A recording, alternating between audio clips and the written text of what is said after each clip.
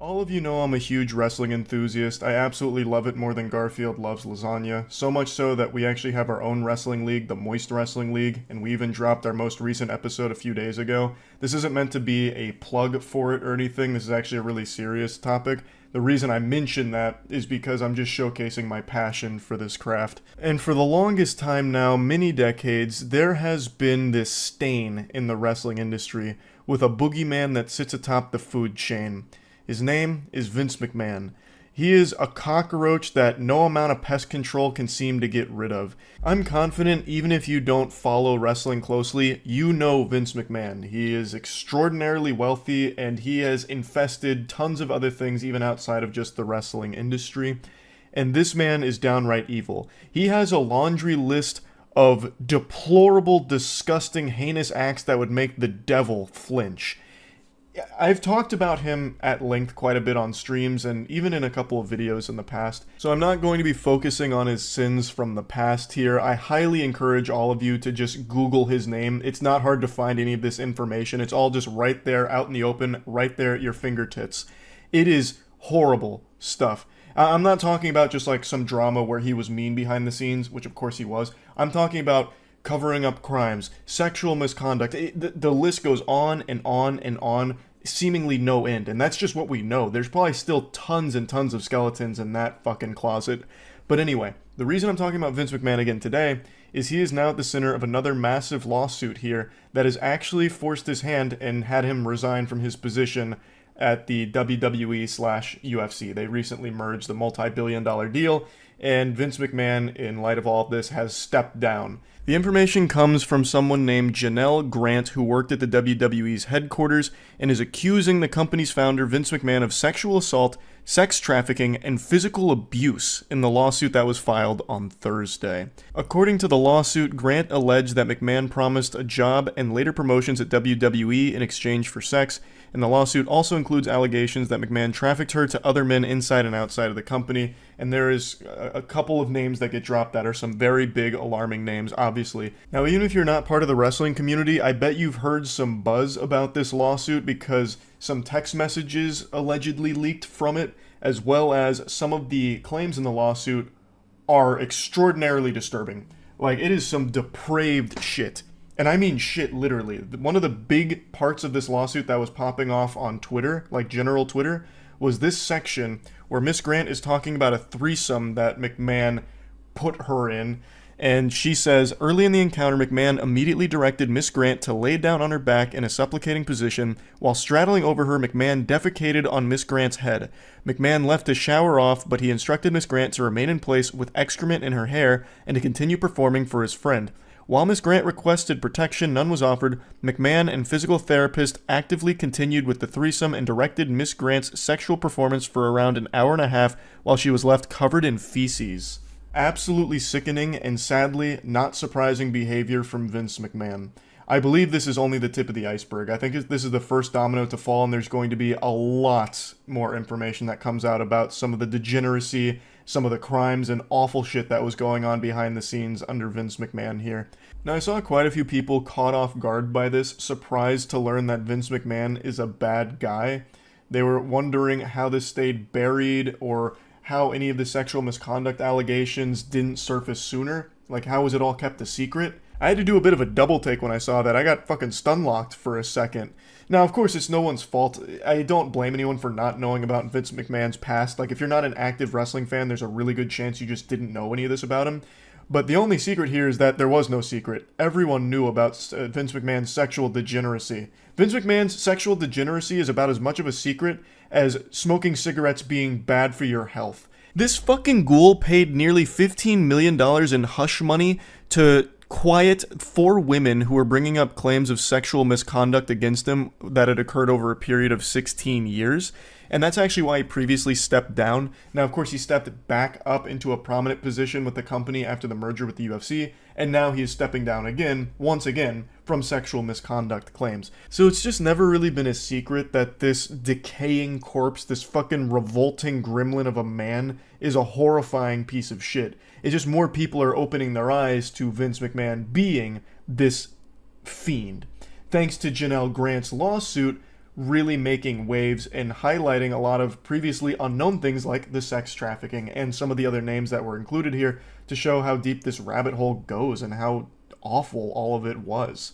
Now, sexual misconduct is something Vince McMahon calls home, so this isn't his first rodeo, and he tried to cover his own ass. Not literally, because he shit on someone's head, but legally tried to cover himself by trying to pressure Grant into signing a non-disclosure agreement in exchange for payments over several years totaling $3 million after their relationship and employment ended.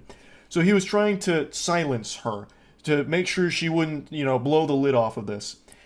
Now, I'm no lawyer, I'm no expert, but I don't think a non-disclosure agreement protects you in the case of crimes. Like, I don't think if you're sex trafficking someone, you can have all of your victims sign an NDA and then they can't speak about it, you're safe. And if they do speak about it, they're the ones in trouble. I just can't imagine a world where if Grant signs that non-disclosure agreement and then goes forward with bringing this information to light, that she would face punishment for it. Like, I can't even picture that kind of lunacy. Like, listen, ma'am, we're really sorry about that sex trafficking thing. That's bad stuff. But you violated your NDA. And breaking an NDA is so much worse. You're going to prison. You're going to the slammer for that. You don't violate the contract. It's sacred. It's binding. Like, I just don't think an NDA protects you in the case of a crime being committed. Again, I'm not an expert, though.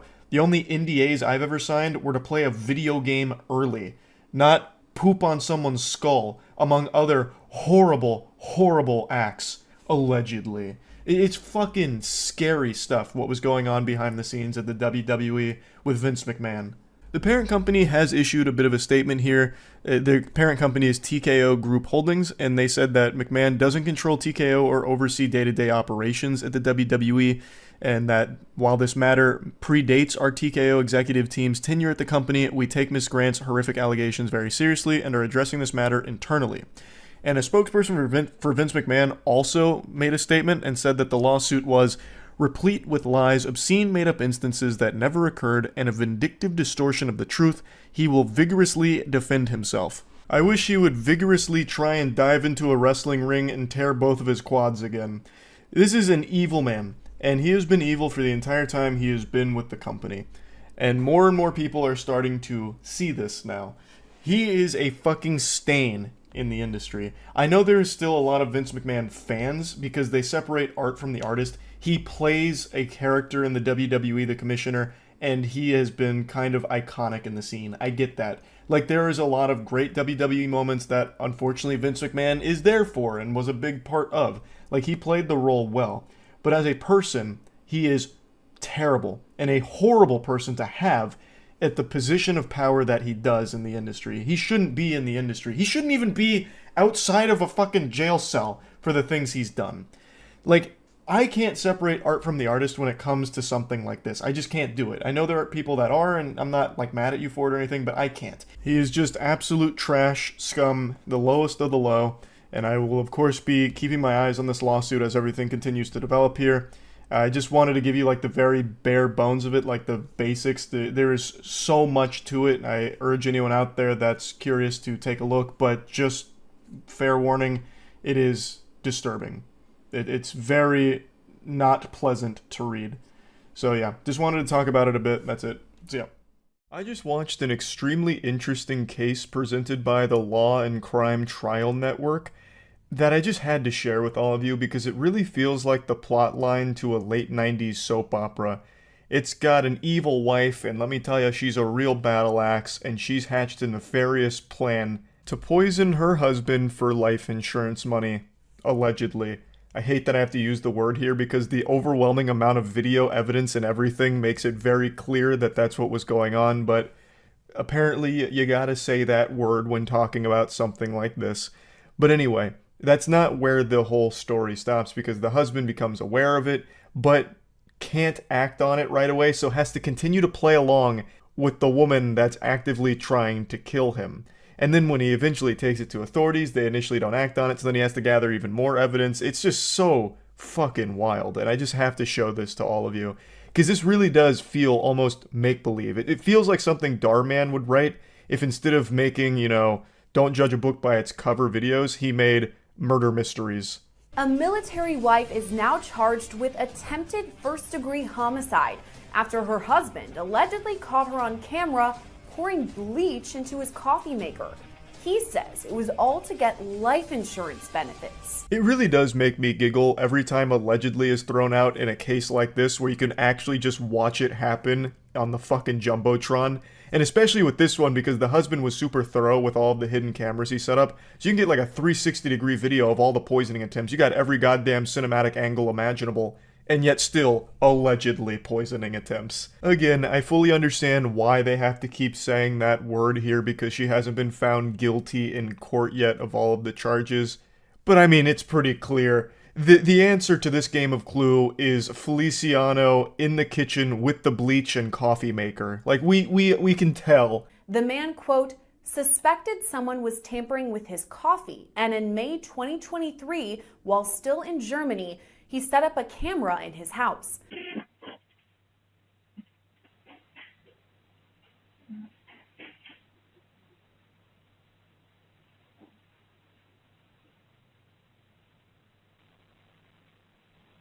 The husband alleged his wife used bleach as a form of poison, storing the chemical under the sink. This is one of many videos that capture her pouring bleach into his coffee pot. So he became alert to something a bit off about his coffee and suspected tampering with it. And I imagine he was able to taste something was wrong immediately. Bleach is like one of the most agitating chemicals you can ever fucking ingest. Like, coffee is not going to disguise it. It's not like the perfect Trojan horse to deliver bleach into your system. You'd probably take a single sip and immediately go, pooey, yucko, wow, like, ouch. That doesn't taste like coffee, it tastes like fucking poison. You would have better luck shitting into his coffee pot and hoping he doesn't notice. There's at least a chance coffee can mask poop, but not bleach. Like, even if you have no taste buds, you would probably feel something is wrong with your coffee with bleach being mixed into it. So, immediately, I imagine, he was tipped off that something was very awry here. So he set up the camera. I don't know if he immediately suspected it was his wife. Maybe he thought there was some kind of like burglar coming in to fuck with him and pour bleach into his coffee pot or something. I don't know if he immediately started to point fingers at his wife. I imagine he probably did because, I mean, who the fuck else is going to break in there and pour coffee or pour bleach into the coffee? Unless it's like the Tooth Fairy out for revenge or something.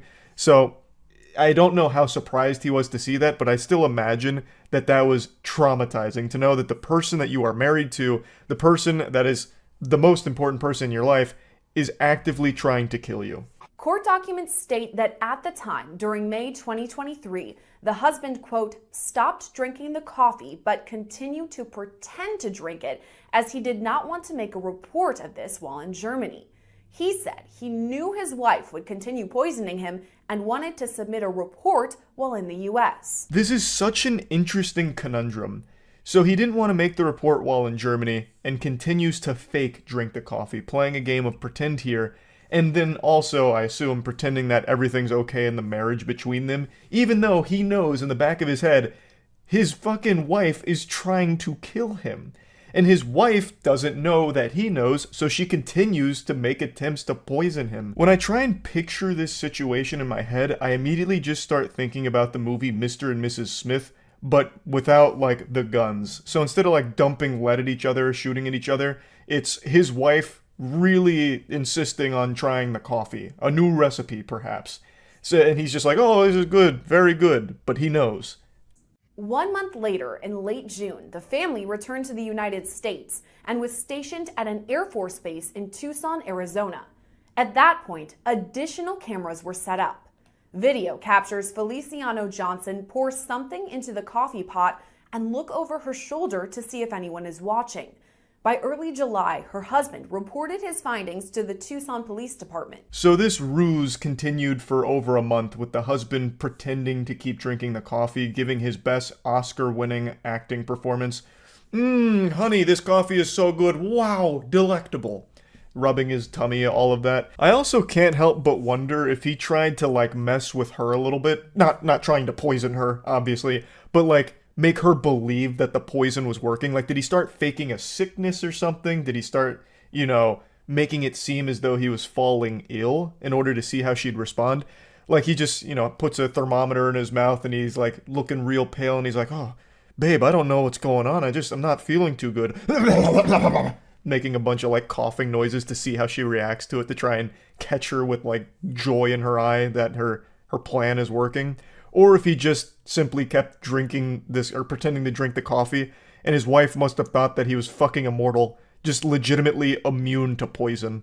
Which is a pretty scary thought and pretty concerning considering he lived with her and went through this for over a month now with someone actively trying to murder him. And if she really thought that bleach had no effect on him, like he was just built different, bleach doesn't work, I just would be worried that she'd try other things that maybe he didn't pick up on or wouldn't have picked up on if it continued, you know what I mean?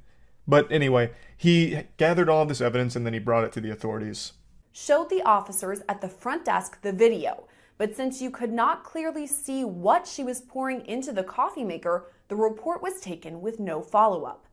At that point, he purchased additional cameras disguised as fire alarms. He set them up in the laundry room and in the kitchen area where the coffee maker was located. So it wasn't actionable evidence because they couldn't clearly see what she was pouring into the coffee maker. So the guy says, all right, fuck it, check this out then. You need more? I got you with more. So he sets up a ton of cameras, gets every possible angle here. He's got so many cameras set up, he could probably render his whole house in VR with this kind of setup. So he's got everything covered. Now you can clearly see that she's pouring bleach into the coffee maker in certain videos. And he even goes a step further by conducting his own at-home experiments to confirm his theory.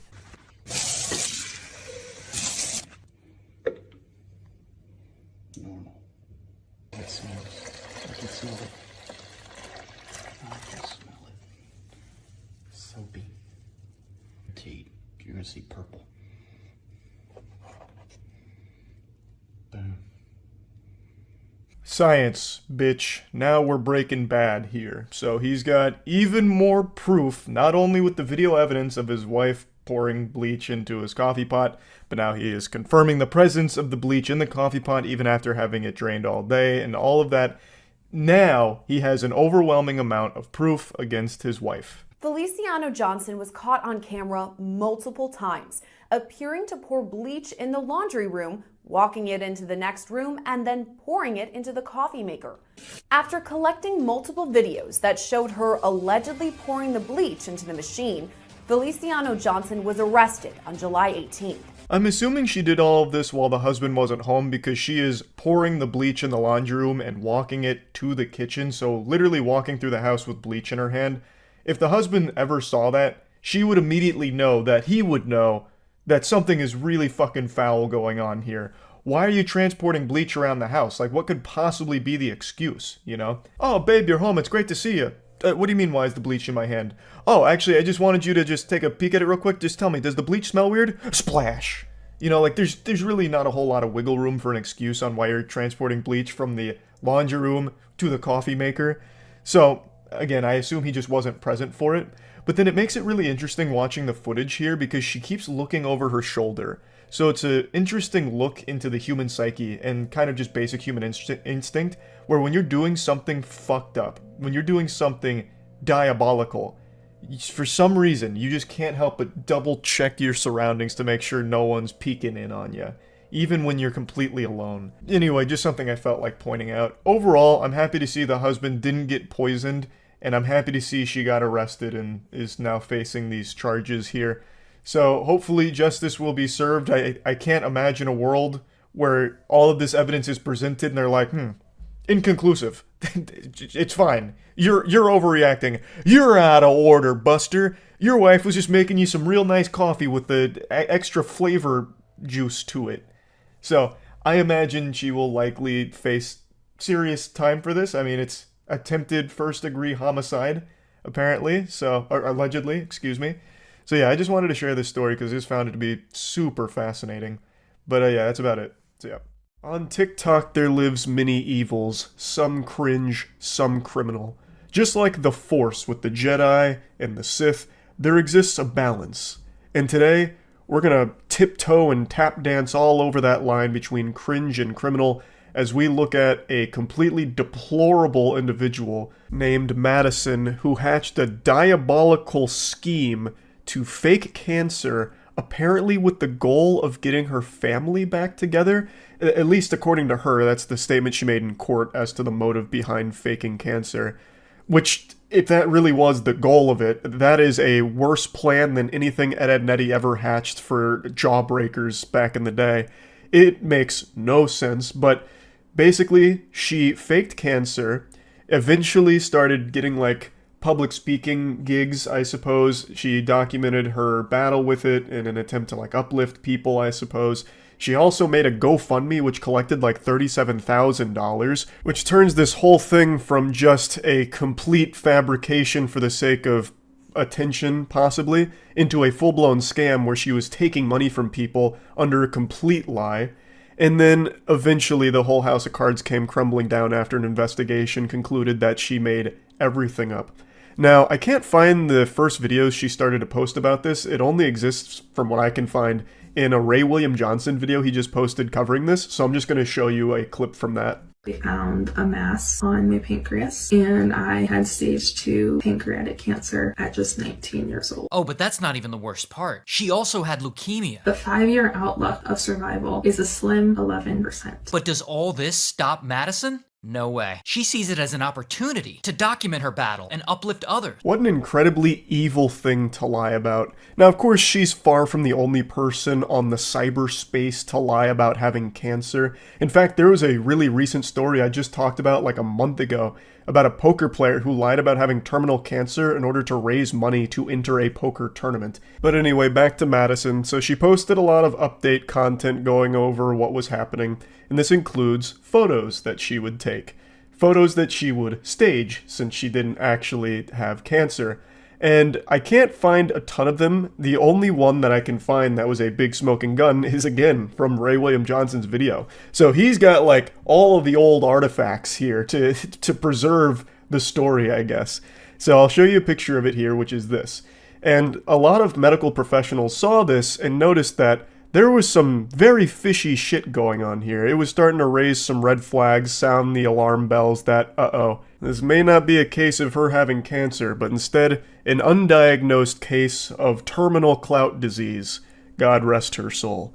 So the medical professionals pointed out a lot of things that just didn't make sense about the photo. Some inconsistencies, not even using real medical tape, just a laundry list of problems with the photo.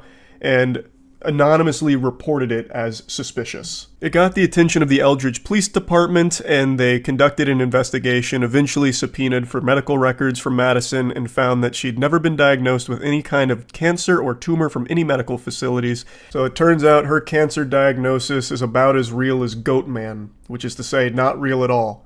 Sorry to all the Goatman enthusiasts out there, I don't mean to burst your bubble. I know it's a tough pill to swallow, but it is what it is. He's not real. But what is real is this mugshot right here. Madison was arrested in January. I also didn't mention that even outside of like that one big photo that a lot of people pointed out and heavily scrutinized for inconsistencies, she was posting other photos that weren't hers, apparently. She would use photos from actual cancer patients and post them as if they were her updates, which is unbelievably evil. Like, the whole thing is so genuinely disgustingly evil, but like to me when I learned that portion of it, I couldn't believe just how low she sunk for this. Also, it was recommended that Madison not face prison time because she didn't have criminal history and had good grades in college, was employed, which made her less likely to reoffend.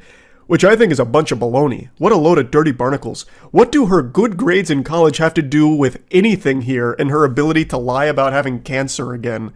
No, she'll never do this again. Wait, look at her report card. She has an A in kinesiology. Obviously, she's not going to pull this stunt again. Don't be ridiculous. No prison time at all. She's learned her lesson. Just slap her on the wrist, send her home. So, someone spoke up about that. Her name is Rhonda Miles, and she runs a pancreatic cancer foundation in Nashville. And they actually donated to Madison and testified at the hearing. It was devastating to sit there and watch Scott County prosecuting attorney act like a defending attorney, so that was tough. And I think she'll have a lot of questions to answer from the locals on that at some point. Why are you defending this girl when you were supposed to be prosecuting? I couldn't agree more.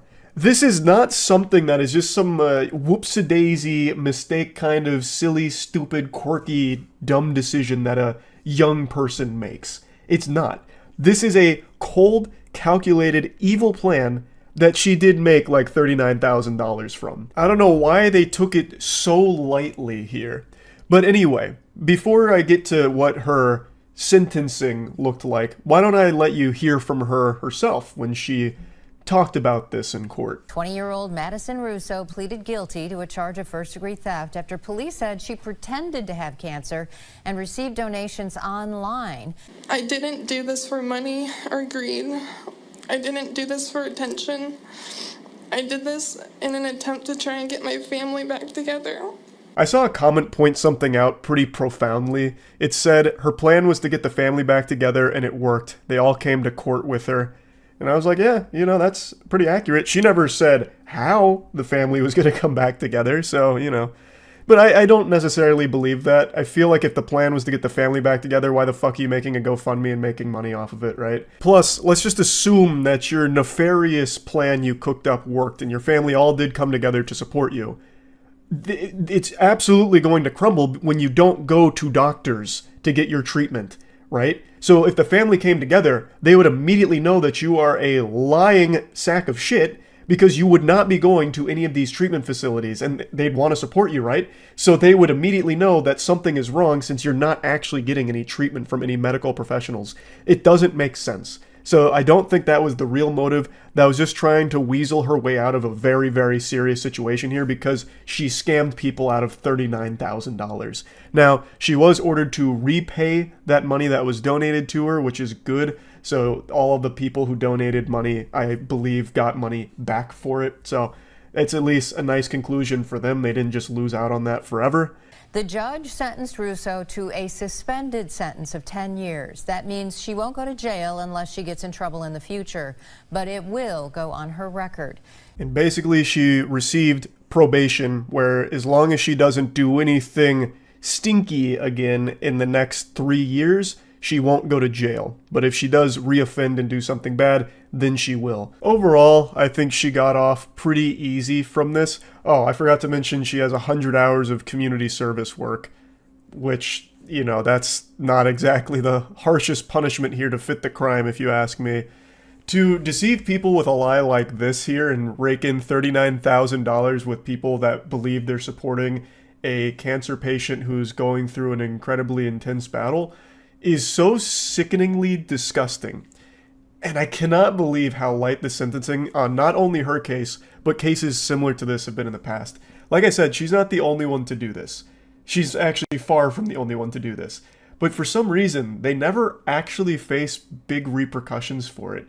And I guess I just don't really understand why. Because it is still a big, very lucrative scam that they're engaging in. It's highly illegal. So why is it always so light with the punishment? I don't know. Sometimes they don't even face punishment. There's been a couple of times in the past online where people have faked cancer, got a bunch of donations, and then just left, vanished. And they, you know, come back a couple of years later, pretend it never happened, and they're just fine. They don't get in any trouble or anything. I don't know. It's just so weird to me. But yeah, I wanted to go over this pretty evil case here of a TikToker being a big ol' sack of shit. That's about it. So yeah.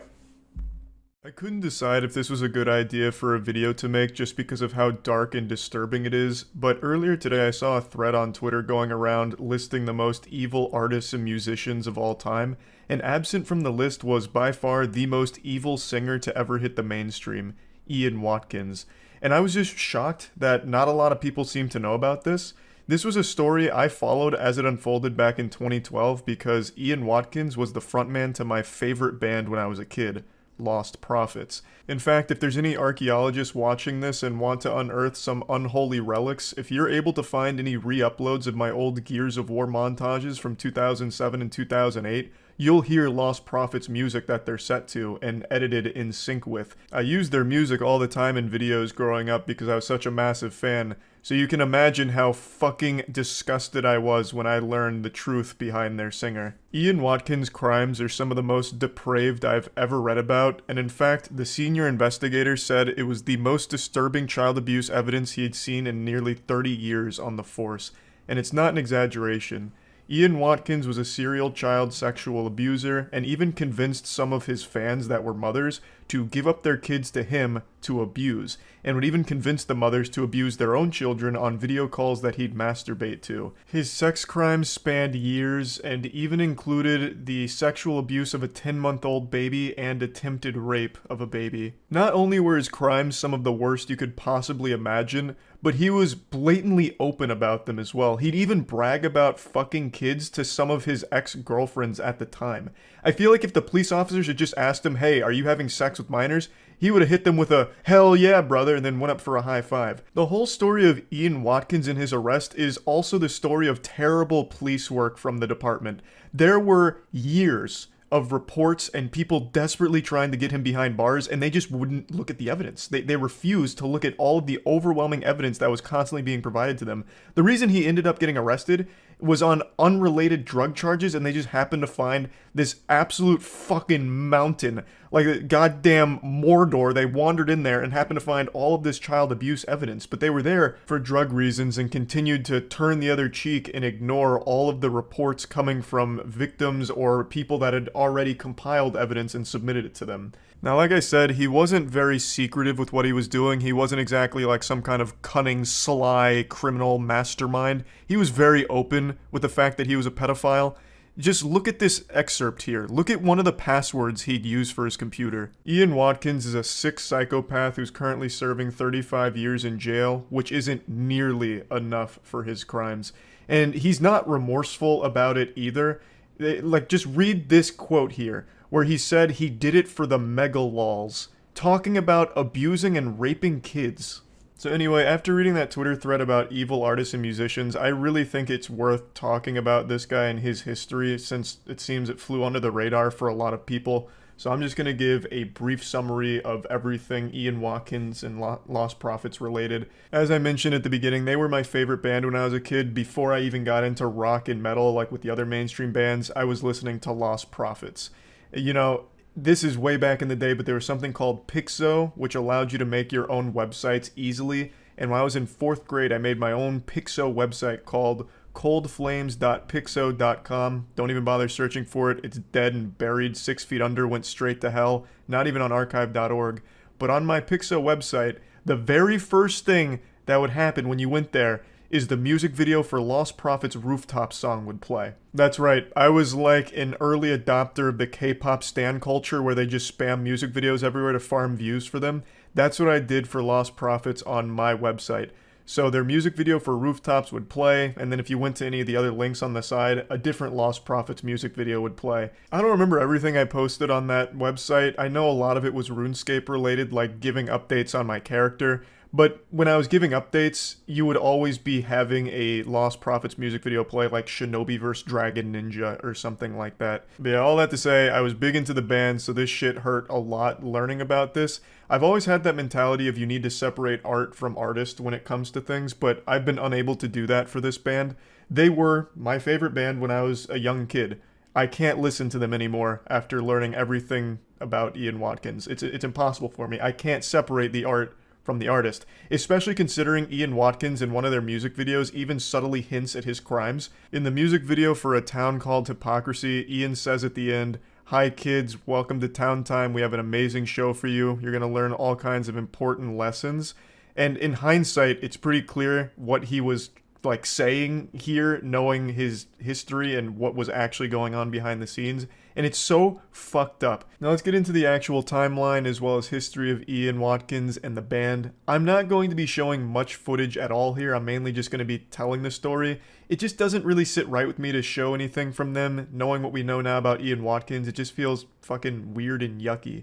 However, there is a great breakdown of this whole situation from a channel called Gamers Inked, and they do show footage from the band as well as interviews of Ian Watkins, and they do a great job with it, so I recommend checking that out if you're interested in seeing more from the group as well as Ian and who he was as a person. But for me, I'm not going to be showing any of it, so let's get into it.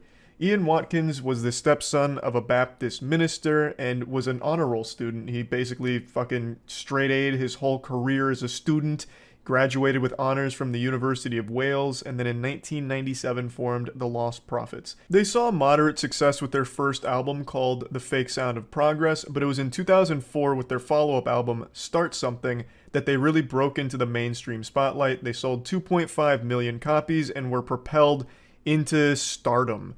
They had their music videos on MTV. They even had Last Train Home on the soundtrack to NFL Street, which was a great game. NFL Street had a fucking wild soundtrack, but yeah, they were there. They were everywhere. Montages, back when Halo 2 montages were just starting to get their feet, Lost Prophets really took it by storm. They were a mainstream success, pretty much overnight with Start Something. With all the success came a lot of fans, many of which were underage girls that Ian Watkins would invite backstage after gigs. And from a couple of sources I've read, there were even rumors circulating around this time from media outlets that noted that there were minors backstage at these concerts around Ian Watkins, which made them uncomfortable, but they didn't really report on it or do anything on it, so I think that's a big fucking blunder from them. That is absolutely something that I think they should have raised an eyebrow with and looked into a bit deeper, but regardless. 2004, they had Start Something, they were blowing up. Ian Watkins was already abusing his status and starting to bring underage girls backstage. Then around 2008, he started getting addicted to hard drugs like crystal meth and cocaine. There was even a Music Insider that revealed more information to the depravity that was happening behind the scenes. They really blew the lid off the case of what was exactly going on back there. One of Ian Watkins' exes gave an extremely in-depth explanation for all of the awful shit that he was doing and interested in, from child pornography to bestiality to him believing he was invincible and untouchable. Her name is Joanne, and she spent years gathering evidence against Ian Watkins in order to get the authorities to take him in, investigate, and arrest him, but was ignored at every possible turn.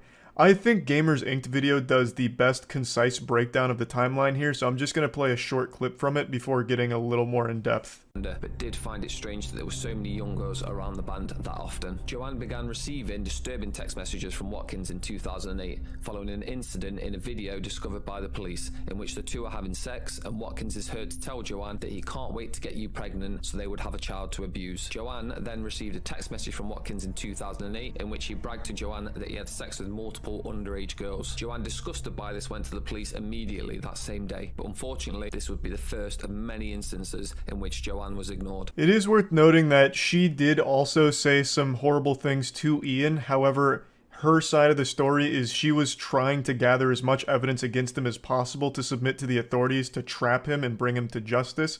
So I think that's worth bringing up. She went to the police multiple times with her phone and laptop and asked them to look into it. Here's all the evidence, now please use it. And they never did. I don't know what their excuse was for not investigating further. Maybe because she was a sex worker for a time, so they didn't take her seriously, but they just wrote her off as an angry ex. Ian Watkins would regularly brag to her about having sex with kids. He would even send her images of actual, sexual abuse of children, and they just never took it seriously. At least, not until Ian Watkins was actually arrested, and then they launched a massive investigation and arrested Joanne for possession of those images that Ian sent her. So she got arrested for the possession of the evidence she was gathering for the authorities, who just weren't doing their job here. She was eventually cleared of these charges, but still, just an awful situation all around. He could have been stopped much, much earlier if the authorities had bothered to look into it even slightly. Because, like I said, he wasn't really hiding anything. There were a lot of rumors dating as far back to 2004 about some of the awful shit he was doing. They could have just done the bare minimum and gotten this guy way before 2012. In that time, how many more victims were there, you have to wonder. It also wasn't just Joanne that was submitting all of this evidence or making all of these claims against Ian Watkins. There were a lot of different people that came forward. For example, an Australian woman told police that Watkins was a child abuser and drug abuser. Her email even concluded saying, "Do not disregard this as it's serious." Nothing happened. There was other complaints, including intelligence reports about Watkins' drug use and sexual interest in kids that kept getting submitted to the South Wales Police Department that didn't get investigated. In March 2012, a woman even told police that Watkins may have sexually assaulted an 11-month-old boy, and then even described images that could be found on his computer if they searched. But they didn't search. Now, I'm going to look into the case just a bit, but I'm not going to go that deep because it's way too gross to talk about. It's so bad, in fact, that the judge that sentenced Ian Watkins, as well as the two mothers I mentioned at the start of the video that abused their kids for him, he said this: "Those who have appeared in these courts at the bar or on the bench over many years see and hear a large number of horrific cases. This case, however, breaks new ground. What you three did plumbed new depths of depravity." The full sentencing remarks can be found online, but I don't encourage anyone out there to read them because they will make you sick to your stomach. You will absolutely fucking puke. It'll ruin your whole day trying to read this. I'm only going to read a couple and bits and pieces of them. I can't read half of this shit. It's so fucking painful to even say. I'm only going to do a couple here, just to give you an idea of how bad this guy was. This isn't even the whole thing. So here, count 18 dates back to March 2007. You met after a Lost Prophets concert when she was a 16-year-old virgin. The prospect of taking her virginity excited you. You got her to dress in a schoolgirl's outfit and you videoed her and you having oral, vaginal, and anal sex. You asked her whether she enjoyed being your underage slut. At the end, you urinated over her face and told her to drink it. That gives you some insight into your attitude to young females at the time. Over 5 years before counts relating to count 19 dates back to August 2008. The girl was another fan, age 16. You videoed her having oral sex with you, and she is seen snorting white powder, which you told her was cocaine. This next part, I think, is going to be one of the most disturbing things you'll probably ever hear. This is in regards to the mothers, to one of them in particular. "But you were a mother. Your infant was only 10 months old. A mother naturally loves, protects, shields, nurtures, and cherishes. Your infant would have trusted you implicitly. You betrayed that trust. What did you do? You had a detailed discussion with Watkins about the sexual acts to which the two of you were going to subject your infant." That's as far as I'm going to read, because then it goes into detail about what happened with Watkins, the mother, and that baby. And there is a video of it where they are sexually abusing a 10-month-old baby, and it's described in detail in the sentencing remarks. It is horrific. And this isn't all of it. Like, these were only 3 counts that I just read to you. It goes on and on and on.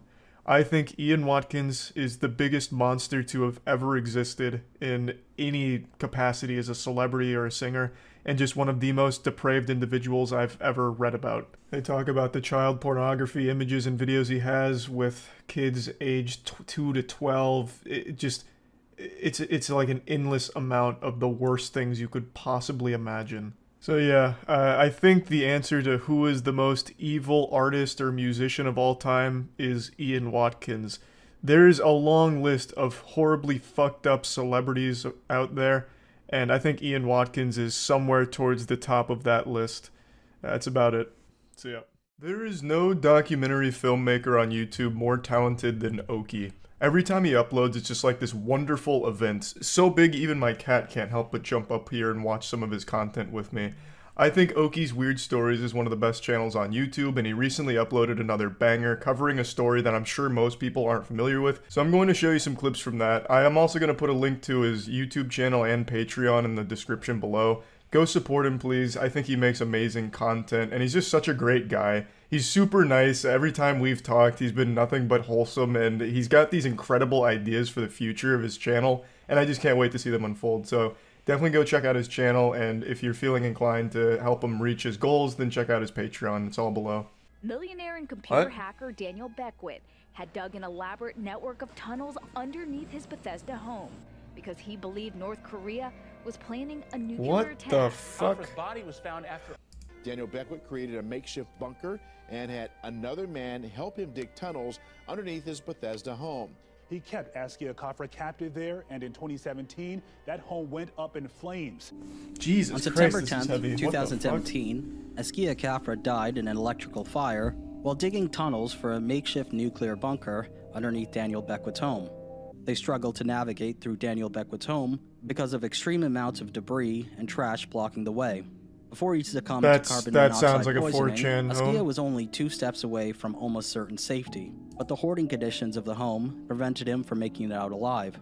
The entire situation is unresolved. Askia Kafra. How is it unresolved? This sounds pretty cut and dry. The dude was one of those outrageously unhinged doomsday preppers, like probably a gang stalker as well, thinking the whole world's out to get him and everything's about to end. And he must have fucking snapped and ended up killing him.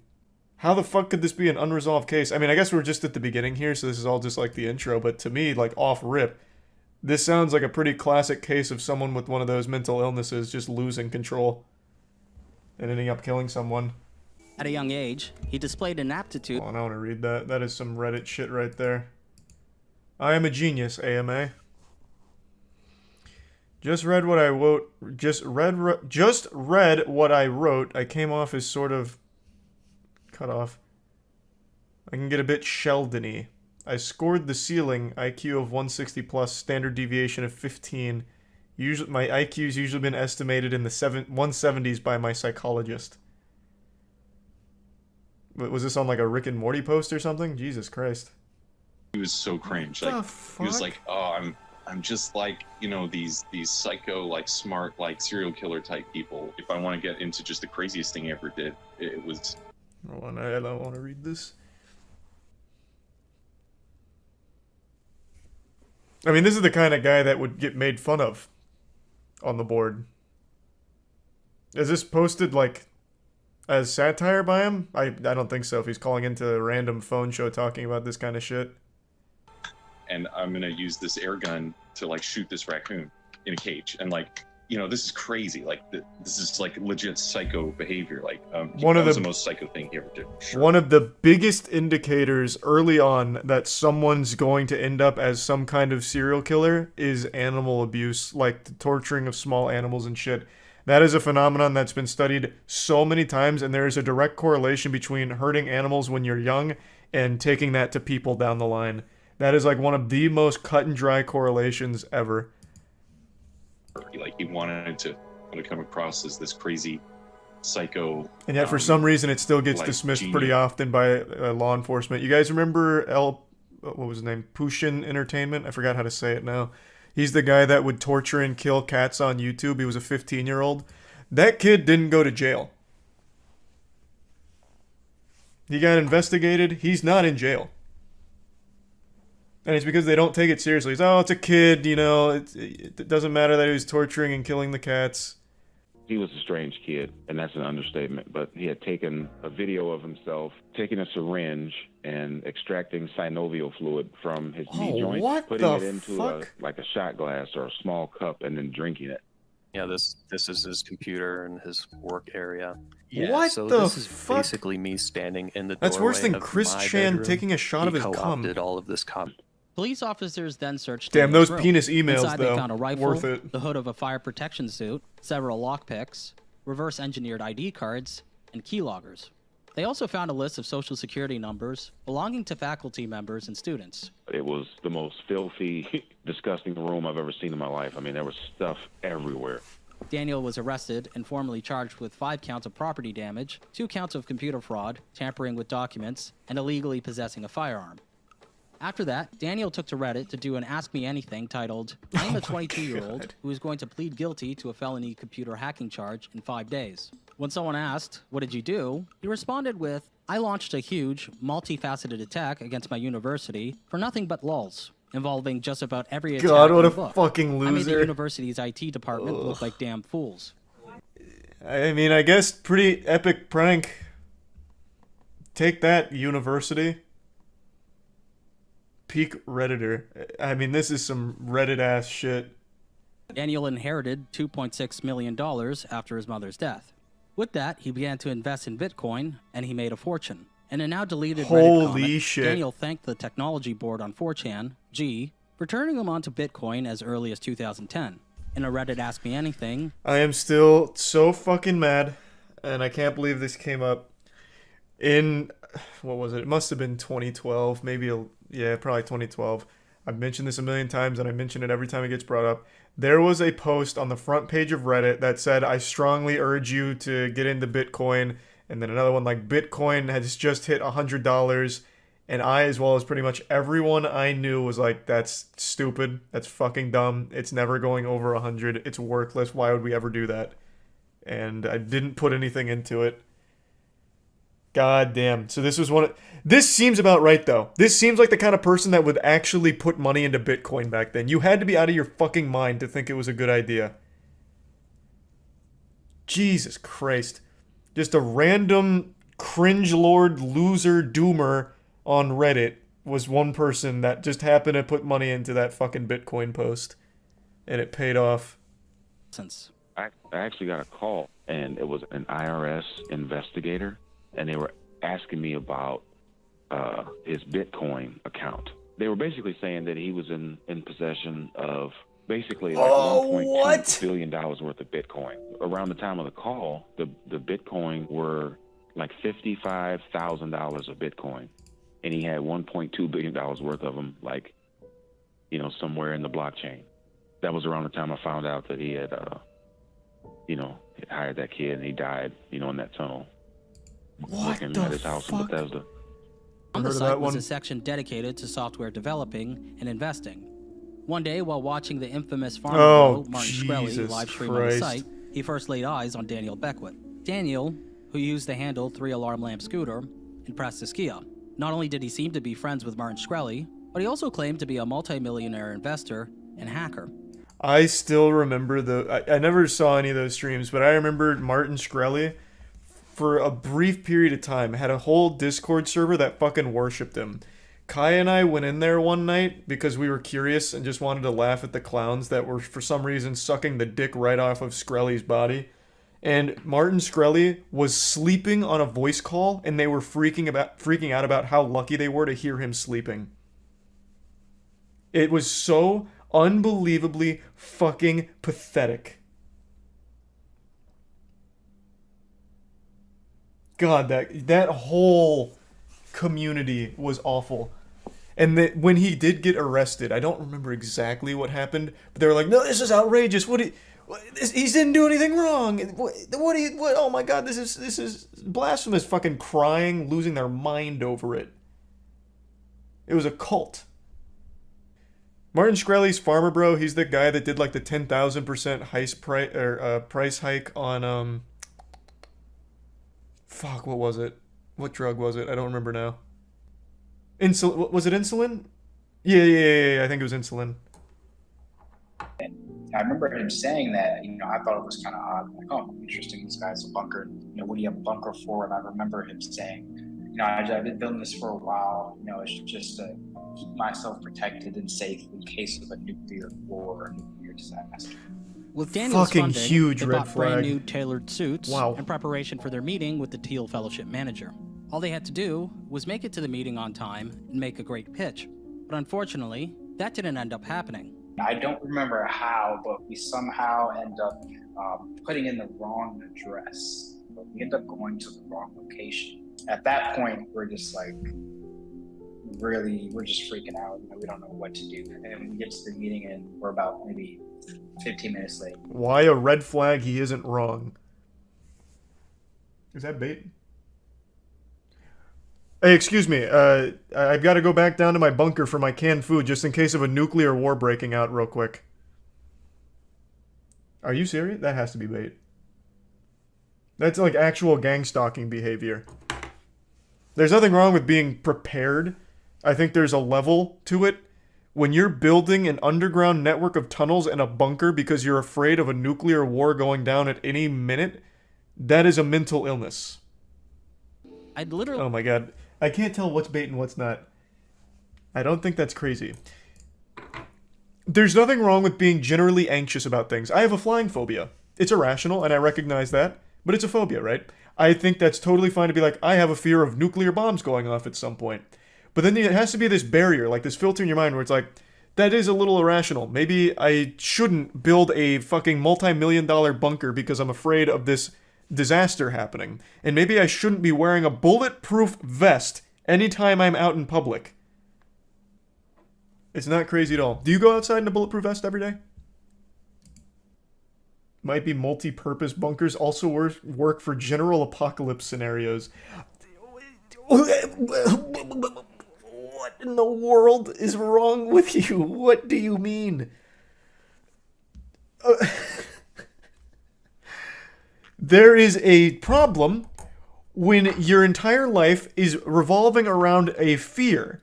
So much so that you're building a bunker to avoid the imaginary boogeyman of an apocalyptic scenario unfolding where you need this bunker to be the last human being on Earth with your canned food and prepping and wearing a bulletproof vest anytime you're out in public. That's not even a hot take. That is a problem. I get shit for being afraid of going on a plane, and rightfully so. I get that it's irrational. How in the fucking world can you possibly try and justify a man spending so much on this bunker and wearing his bulletproof vest out in public, and then eventually hiring this man to dig out the underneath of his house for an underground network of tunnels because he's afraid of North Korea nuclear bombing his house? That is like schizophrenic behavior. That goes above gang stalking. He asked me to stop the car, and he jumped out the car and went by somebody. He came home afterwards, you know. But you see, you also, as a father, you have to be careful that you run off a child permanently. Many things I told him, he would rebut it and tell me Beckwith was competent at that, Beckwith was competent at that. It was like Beckwith was a Superman. It was so... It's crazy what you can ignore when you have that much respect for someone. I remember definitely the first time around, I just started screaming to all the neighbors, you know, help, help, fire, fire. What were you thinking was going to happen to him at that point? I was hoping he'd either run out there or he'd go out the back window. This big window window there, or the window well. Well, this one's got bars on it. Well, that's not the window. Yeah, that one does have bars on it on the side. I don't think he could get out there. That doesn't have He put bars on his... Well, of course he put bars on his windows. He's got a fucking bunker and tunnel system And then there's that window for well nuclear war. I thought he also could have got out there. Of course he barred his windows. Well, preferably, he would have just gone down into the tunnels and gone out the backyard. Why didn't he do the obvious? Come to my voice. I am on the safe side of the basement. There's not much smoke on my side. There was a door there. He indicated that he went. Yeah, I mean, I think this is absolutely so a murder. Wasn't it possible? I completely agree with the dad here. Daniel said that he tried to get inside the house to save Askia a total of 4 times, but that he was driven back by the overwhelming heat. During his attempts to enter the house, he said that he removed a propane tank, gas cans, and other combustibles. The way out, you told me originally that you took a couple of gas cans. Yeah, but I never found those. Well, one was supposed to be in the front yard, and the other was on the side. Okay, so I didn't get that. So somebody might have walked off with them. Jeez. Okay. I'm no expert here, but this looks like some absolutely fucking terrible acting that I'd see in like a bad Hulu original like The Grim Cuddy. What?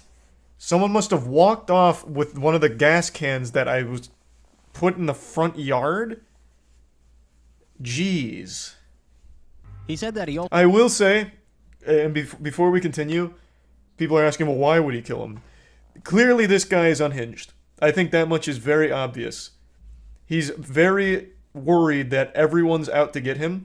He wears the bulletproof vest when he's out in public. He duct tapes Askia's eyes, blindfolded him to get him to the tunnels. Duct tapes his eyes so that way he's blind when he goes outside for fresh air because he's afraid Askia may turn on him at some point and tell people where his bunker is. So I think what may have happened is he got this fucked up idea that Askia was plotting to reveal his location or turn against him, and he killed him for it. That would be my guess.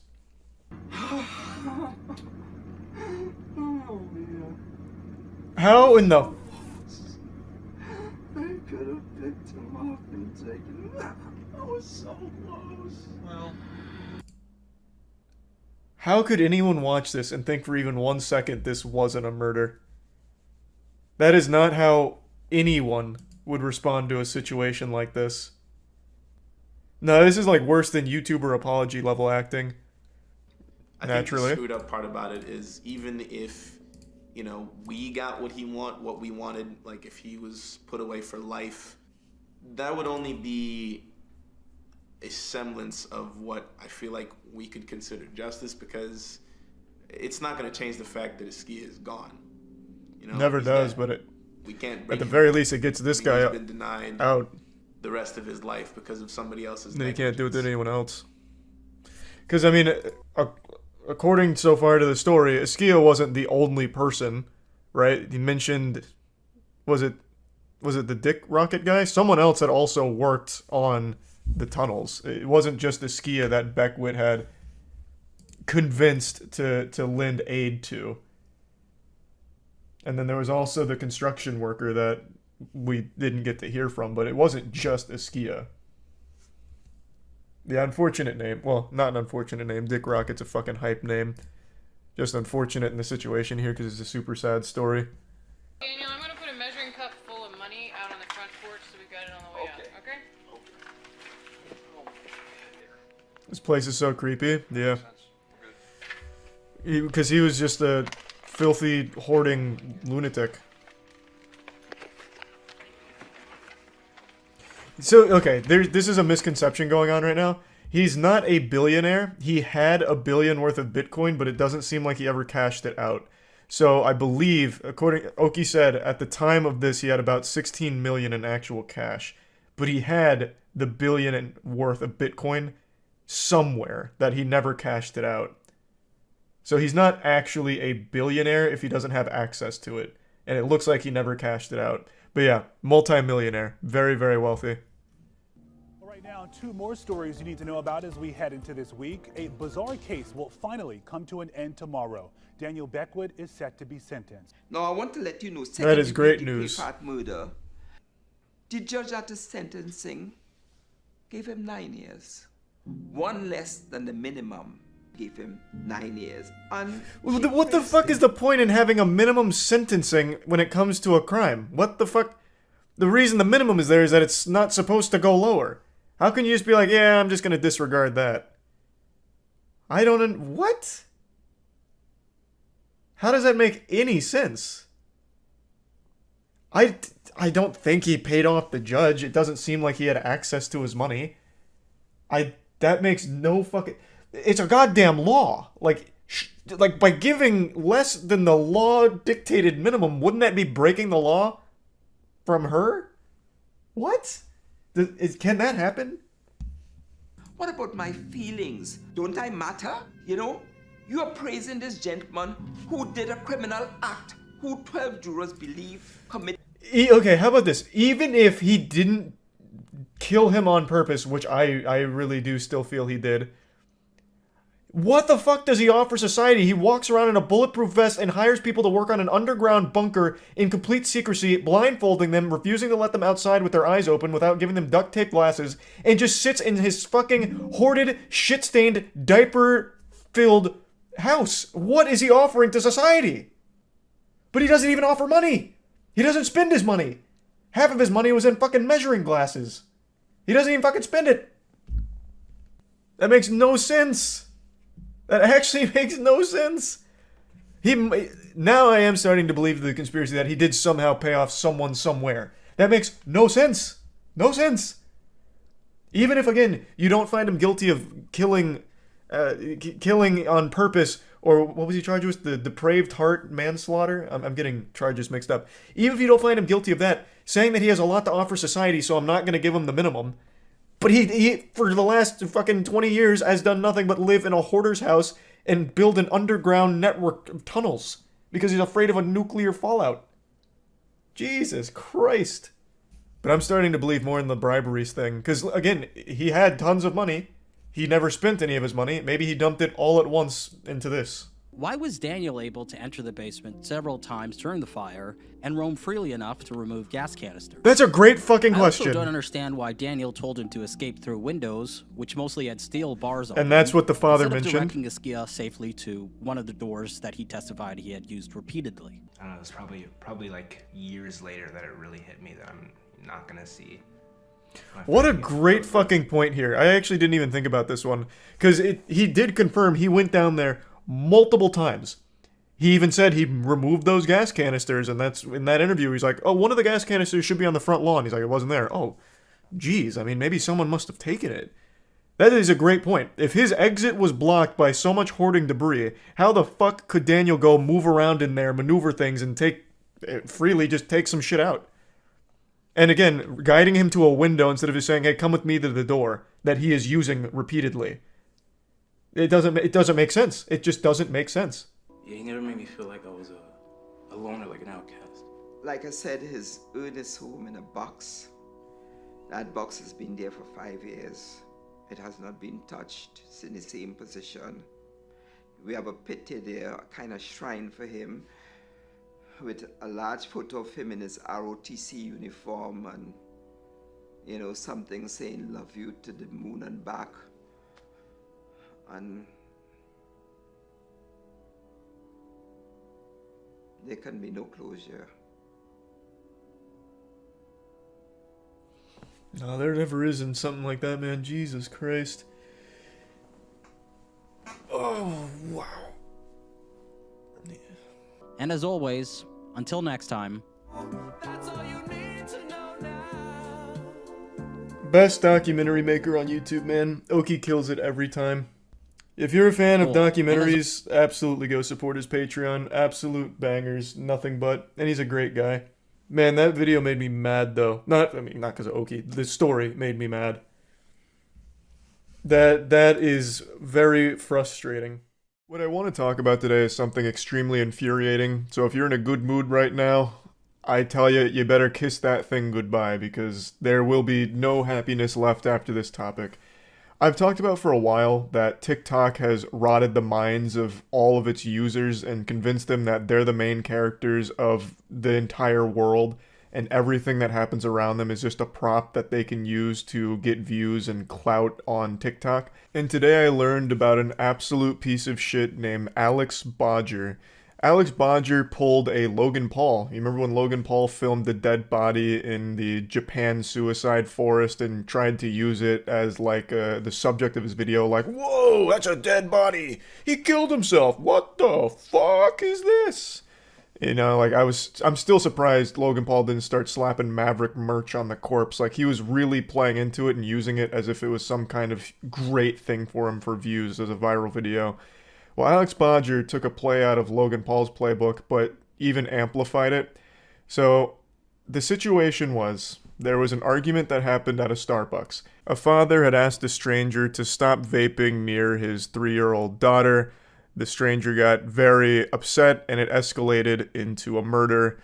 He stabbed the father right in front of his daughter, and he bled out and died right there at the Starbucks. Taking the life of an innocent father all because he asked you to stop vaping for a minute is horrifying. What an unhinged, evil monster.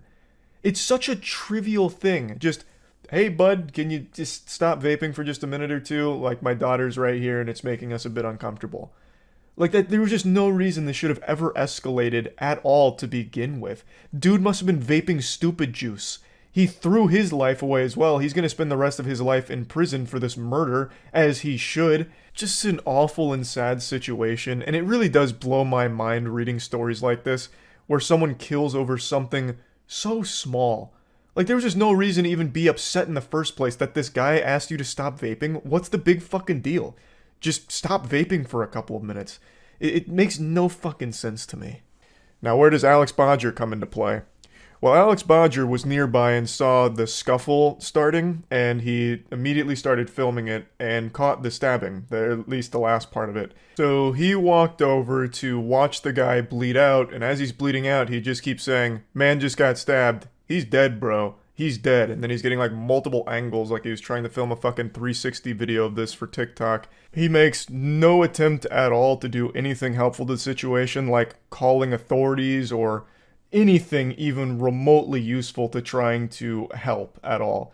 It's all just about his TikTok video for him. I clearly can't show you the video, it's very bloody and very disturbing, but I'll play the audio from when he walks over, and it only gets worse from here because he continues to film and he gets more and more excited that he just filmed the man's death.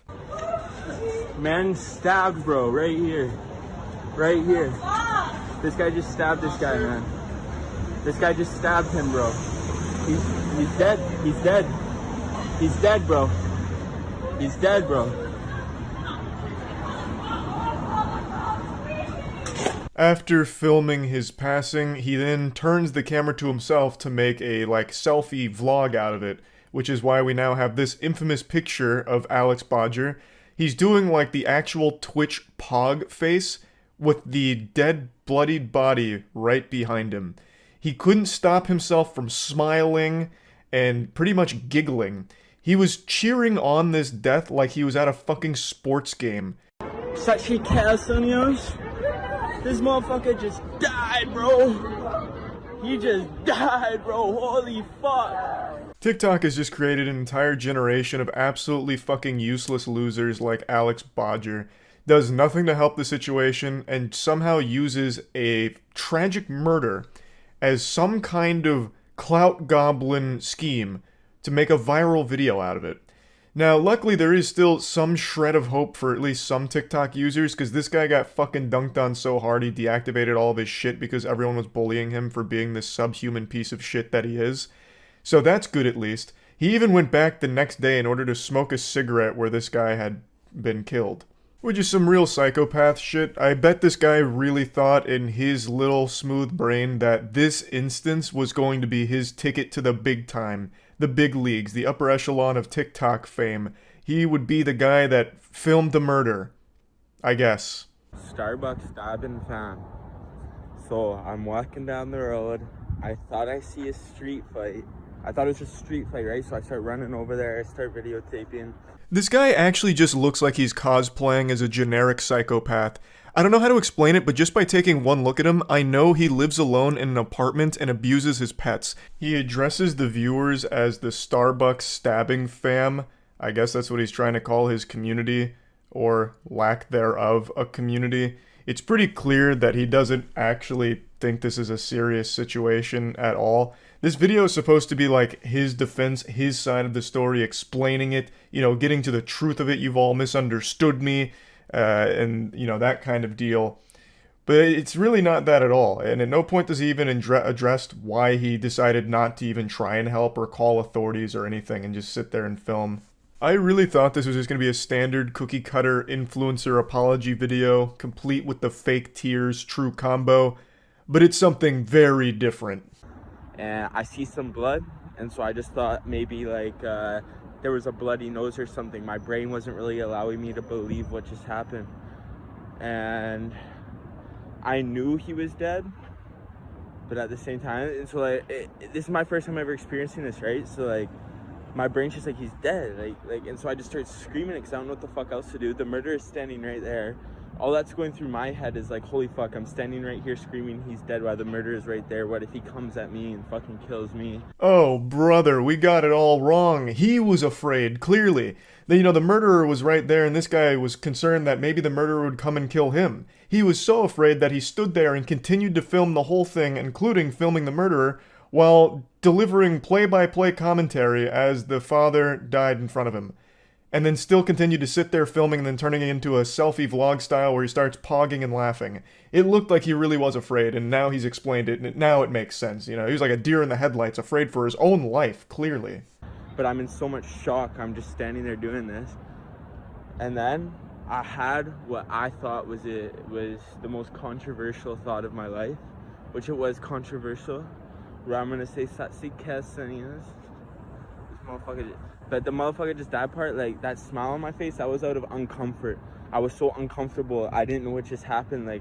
That's how I always am in uncomfortable situations. I put a little bit of a smile on my face, And I fucking hate the way this guy talks. He is talking like he's still trying to woo TikTok girls with this shit.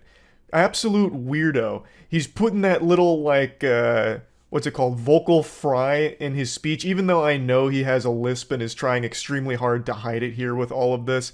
And he's still taking trying to make these flattering angles while talking about filming this guy dying and cheering it on. I'm surprised he didn't start sticking his tongue out and biting his bottom lip, because he even did the generic, and that kind of garbage.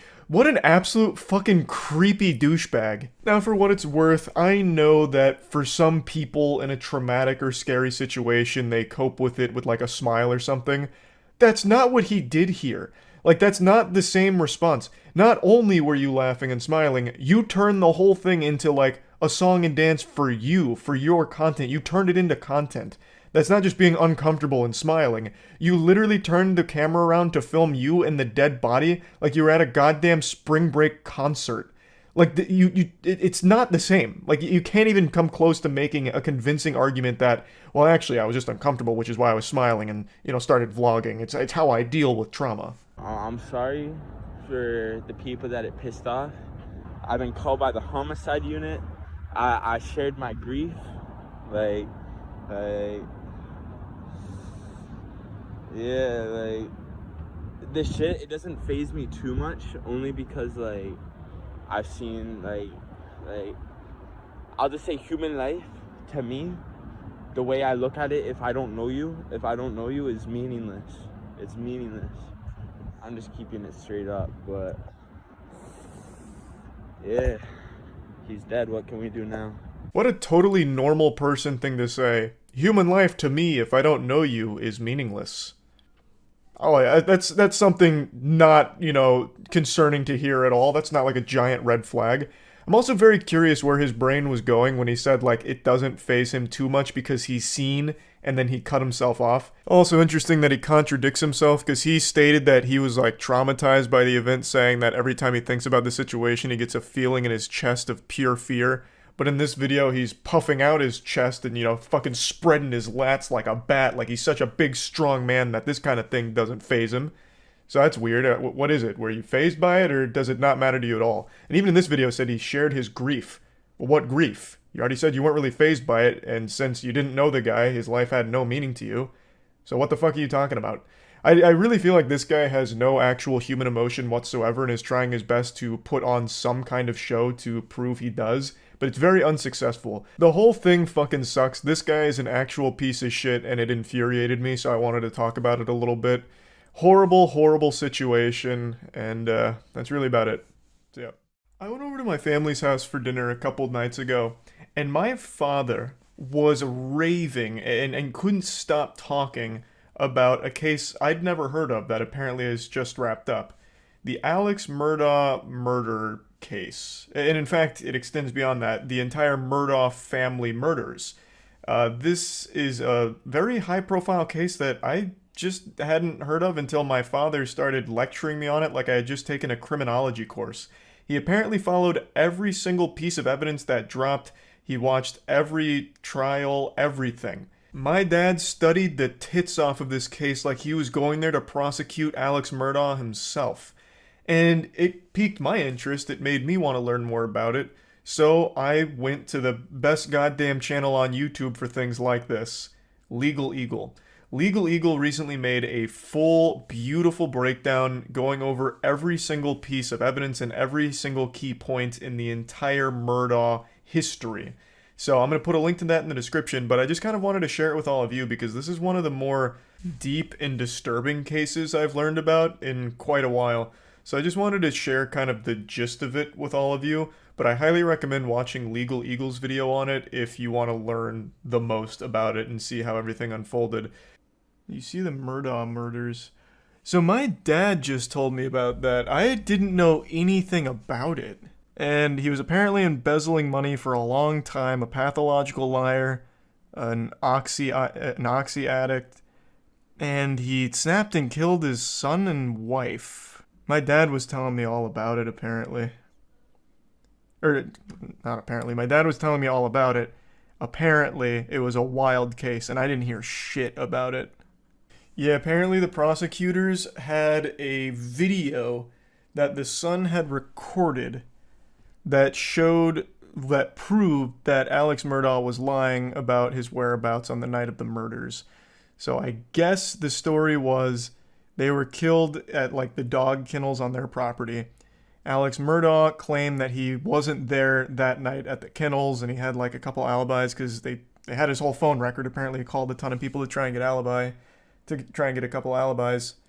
And eventually the prosecutors showed a video that his son had recorded literally minutes before he was murdered. His son he killed also got in a boat accident that killed a girl named Mallory Beach. and also was the only witness to his housekeeper dying, and he embezzled her life insurance. Oh, what the fuck? Close. Los Angeles area double murder expert O.J. Simpson predicted that the Alec Murdaugh jury would acquit the Low Country lawyer of double murder. It turns out that Simpson's powers of prognostication don't really work for murders he wasn't directly involved in. It wouldn't surprise me in the least if this guy beats this case. So before I explain... It's crazy. It is crazy. We have O.J. Simpson on Twitter dropping reaction videos, giving his opinion on how another murderer could potentially beat their case. That blows my mind. Randolph Murdaugh Sr. was elected solicitor in 1920 and served until he was killed by a freight train in 1940. Sounds like a murder. That sounds like an actual old western murder where they tied him to the train tracks. Don't know the situation, it literally just sounds like he was murdered. Now, some people suspected that the freight train incident was a suicide because no one could figure out why Randolph's car stalled on the tracks. But Murdaugh Sr. was succeeded by his son, Randolph Murdaugh Jr., known as Buster, who held the position for 46 years Cool from nickname. 1940 to... On 2 separate occasions, 20 years apart, he told jurors that if they didn't impose the death penalty on a criminal defendant, he would use his power as solicitor to release other rapists into the community. Yes, you heard that right. What? It's hard to imagine a worse thing a prosecutor could say in court, but I'm sure prosecutors have. And he got to keep the position? He would make these threats like, okay, if he doesn't get the death penalty, 5 rapists will go into Gotham. He sounds like the Joker. What? Elected official, so he just campaigns and pays off the right people. Yeah, but I'm sure there's still systems in place where if you're threatening to release rapists out of like a grudge, you can get fired. Like you can get like taken out. Like you lose your position, I would think. Because it was the 70s. It's not like rape was cool in the 70s either. I'm sure people weren't like rallying behind him like, yeah, that's fucking Buster right there. That's how Buster plays. Give the death penalty. Or 50 rapists. Buster, release 50 rapists into the neighborhood. The guy really had rapists in the queue to join the server. Oh, you're talking about Buster still, yeah. I'm just going to take a guess that the other Murdaughs didn't use the same tactic. Alex Murdaugh, the now convicted murderer, is Randolph III's son. All of this information is to show you that the entire Murdaugh line is fucking evil, basically. Now that you're brought up to speed on where Alex Murdaugh comes from, let's talk about his kids, because his kids are no saints. Legal Eagle goes into more detail surrounding some of these cases, but I'd just like to give you a quick breakdown. If you want more information, obviously watch his video on it. But one of Alex's sons, Buster, who is named after, of course, Buster Murdaugh, who came before him, is actually a person of interest in a 2015 death. A young man named Stephen Smith was found dumped on a Hampton County road. There wasn't a whole lot of indicators to suggest that this was a vehicle crash, and in fact was even ruled a homicide by a couple of people, most notably the county coroner. And interestingly, Buster Murdaugh is mentioned dozens of times in the investigation. Also, Alex Murdaugh and his brother Randy visited the crime scene, passing through the crime scene tape, and there were rumors that Buster Murdaugh and Stephen Smith were in some kind of relationship, and this case actually just got reopened after the entire Alex Murdaugh investigation. So that's all a bit peculiar. That doesn't seem good. Something smells very fishy over there with Buster Murdaugh, and he's not the only one. In fact, Alex Murdaugh's other son, Paul. In 2019, Paul and his friends were partying on a boat. At one point, his friends say Paul and his girlfriend got in an argument where Paul assaulted her, and then eventually the night culminated with the boat crashing, everyone surviving except one person, Mallory Beach. Paul was blamed for the death because he was fucking driving the boat. He received 2 charges, 1 boating under the influence causing great bodily harm, and 1 boating under the influence causing death. So as you can see, the Murdaugh family is known for more than just financial crimes. There's a lot of death linked to the family as well. And there's still more. There's still one that I haven't even talked about, one that happened before Alex Murdaugh killed his son and wife. In 2018, their housekeeper Gloria Satterfield allegedly tripped over one of their dogs and fell down the stairs and died at their hunting lodge. Alex Murdaugh then instructed Gloria Satterfield's sons to sue him for insurance money. However, he neglected to inform them that he had already collected on 2 settlements and basically robbed them of about $4.3 million from the insurance here. The man is just pure evil, just a shriveled, pruny, fucking ghost-looking motherfucker whose entire bloodline seems cursed and is nothing but bad news. It is disgusting. His lawyer said he planned to sue Alex and Maggie personally, because they allegedly kept a beer refrigerator at the hunting lodge and underage kids were free to drink up. Given the scale of Alex's financial crimes, discovery of his assets would have revealed years of Murdaugh's criminality. Later that same night, Alex allegedly found Paul and Maggie dead outside the kennels at the Murdaugh's sprawling hunting estate. I'm really trying to break this down into the most concise form possible just to convey like the general story of the situation, but again, I can't recommend checking out Legal Eagle's full video on it for the absolute best breakdown. In a nutshell, years and years and millions upon millions of dollars of stolen money and financial crimes were about to be brought to light, all of which Alex Murdaugh was panicked about. So, the main theory behind his motive for killing Paul and his wife Maggie is he needed some way of buying time to weasel his way out of this situation. I shit you not. The murder of his son, Paul, and wife Maggie, right now the leading theory is he did it for sympathy, to portray himself as a victim, and to basically just buy himself some extra time to get out of the situation because all of these financial crimes that have built up over years were about to be fucking blasted publicly. All of it was going to come to light. So that was his plan. Now, Paul was murdered before he ever stood trial for the death of Mallory Beach. But I'm getting a little ahead of the story because there was one other baffling situation that occurred involving a hired hitman that Alex himself hired to shoot and kill him so his other son could get his insurance money. So Alex admitted to stealing from Chris and blamed his behavior on an opioid addiction. And then hours later, that same day after that conversation with Chris, Alex was shot in the head. Yes. Seriously. Does this seem like a far-fetched Netflix series yet? So, now we're at the part that I know. Everything that preceded this, fucking wild. No clue. But now we're getting into the part that my dad was talking about, and now I'm kind of in the know on where all this goes. Chat just educated me about this, so I have the spoilers here. But I guess I won't drop the spoilers. But I see now what has happened and how things have got to this point. Yes, but I mean, I'm okay. Alex later admitted that he hired his cousin Eddie to shoot him. So Alex's remaining son Buster could get the life insurance. $10 million life insurance policy. But apparently cousin Eddie wasn't up to the job because the gunshot Good picture. wound was National just a blaze Lampoon. that temporarily blinded Alex. Eddie would also turn out to be Alex's oxycodone dealer. Alex later admitted that he stole from his law partners and clients to fund his addiction to painkillers. According to And then my dad's calling me about the Murdaugh shit that I just sent him with this. Hold on. Yeah, well, did you even know about all of the Murdaugh shit with his family? Like how his son is most likely responsible for deaths as well? Yes.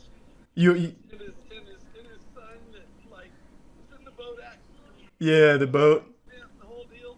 I mean, yeah, I know all the background of the whole thing. Yeah. And then how he tried to set up, like, his own... Yeah, I just got to that point. Cousin Eddie to like a hitman to shoot him for the life insurance policy for Buster. Yeah, and then they fucked that whole thing up. Okay, I didn't know if you knew any of that because you didn't mention it. That shit's crazy. Well, see, that's why I haven't been playing any games. I got so into this shit. I'm like, I can't stop. It's like, see, that's why I said this is 10 times better than the goddamn O.J. Simpson. Yeah, no, this is absolutely wild. I had no idea it was like so deep reaching. I know. See, that's what I'm telling you. So you think it's pretty cool, right? Well, cool is like probably a weird word to use for it, but like it's fascinating. Like it feels like it's some kind of crazy movie. Yeah, he's really into the whole Murdoch shit. He got like encyclopedic knowledge on this whole thing apparently. He didn't even mention the family stuff, so I thought that'd be news to him. Yeah, no, this whole family's rotten. Although I haven't heard anything about the mother, so maybe she didn't do anything terrible. I have no idea. For violent schemes. Real quick though, was his plan actually to die? Like, did Alex Murdaugh hire cousin Eddie, goofball McGee, red-blooded patriot, fucking wild maniac to come shoot him and kill him? That's wild. So his plan was actually to die. He said, come shoot me in the head. And then he survived. He's like, damn it. Time to change plan. Wow. Hey, a lot of things can be said about Alex Murdaugh, but God damn it, he gave it 110%. This man was ready to literally kill himself so that way his son could still have some fucking cheated funds. $10 million life insurance policy. The drug dealer. The trial's biggest bombshell was an unsent Snapchat Yes, video this is the one that my recovered dad from was Paul's talking phone. about. Alex told police he had last seen his son and wife 90 minutes before he found their bodies. Several witnesses testified that they could hear Alex's voice in the background of the video.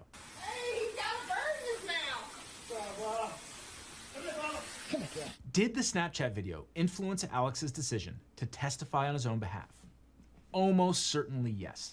The very first Well, thing yeah, and I think that is very clearly his voice in the Snapchat video. Very clearly. Alex did on the witness stand was fess up that he lied about being at the kennels. Alex admitted it was his voice on the video. Were you in fact at the kennels at 8:44 p.m. on the night Maggie and Paul were murdered? I was. Did you? So then he absolutely just admits to a lie right there. I do want to point out, this man's got some wild hair coloration here. This looks like a weird slider in a Dark Souls creator. He looks like a French fry with like some cheese sauce on the top. That shit is going hard. You lied to Sled Agent Owen and Deputy Laura Rutland on the night of June 7th. I did lie to them, and I'm so sorry that I did. Other than lying to them about going to the kennel, I was very Holy cooperative shit. in every aspect of this investigation. When Alex's brother Randy overheard Alex trying to bribe a nurse to let him use her phone, he thought it was suspicious. And brother Randy called the police and the story began to unravel. Oh, Jesus Christ. Sled sketch artist and spent. Man, this guy just straight up looks evil. He looks actually soulless. Those are some hollow, empty devil eyes right there. 100%. Sometimes people just look the part. But in an earlier interview with investigators, Alex had actually implicated his groundskeeper. He also told the jury that someone angry about the death of Mallory Beach committed the murders. These inconsistencies undermined Alex's credibility. Then there's the mess with Alex's financial crimes. The prosecution argued that Alex's financial crimes couldn't be separated from the murders because exposure of his vast financial crimes was one of the it motives speaks to his for killing characters. Maggie and Paul. Well, not only that, I imagine that also helps to demonstrate, like, make a character profile, right?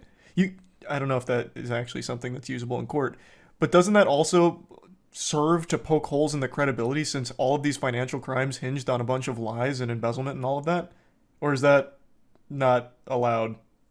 Every single one of these, you had to sit down and look someone in the eye and convince them that you were on their side when you were not. Wow, that's hardball. Do you remember even one of them? If you ask me questions, but I can't remember sitting down with Dion. Alex's response? What I admit is I misled them. I did wrong, and that I stole their money. What Prosecutor Waters was getting at was this. Ladies and gentlemen of the jury, Alex Murdaugh is sitting there and looking at you in the eye to convince you of something, but you shouldn't believe him. Just look at how he lied in the past. That's Moreover, strong Alex as fuck. testified that all of his financial bad deeds were caused by his drug habit, which was costing him as much as $60,000 a week. As for the weapons, prosecutors said casings for bullets from a .300 Blackout rifle were found near Maggie's body. And the Murdochs owned a rifle chambered in 300 blackout, and the weapon is now missing. Alex also couldn't account for the clothing he was wearing on the day of the murders. His clothes had never been found. His mother's caregiver testified that after the murders, Alex tried to remind her about what he was wearing.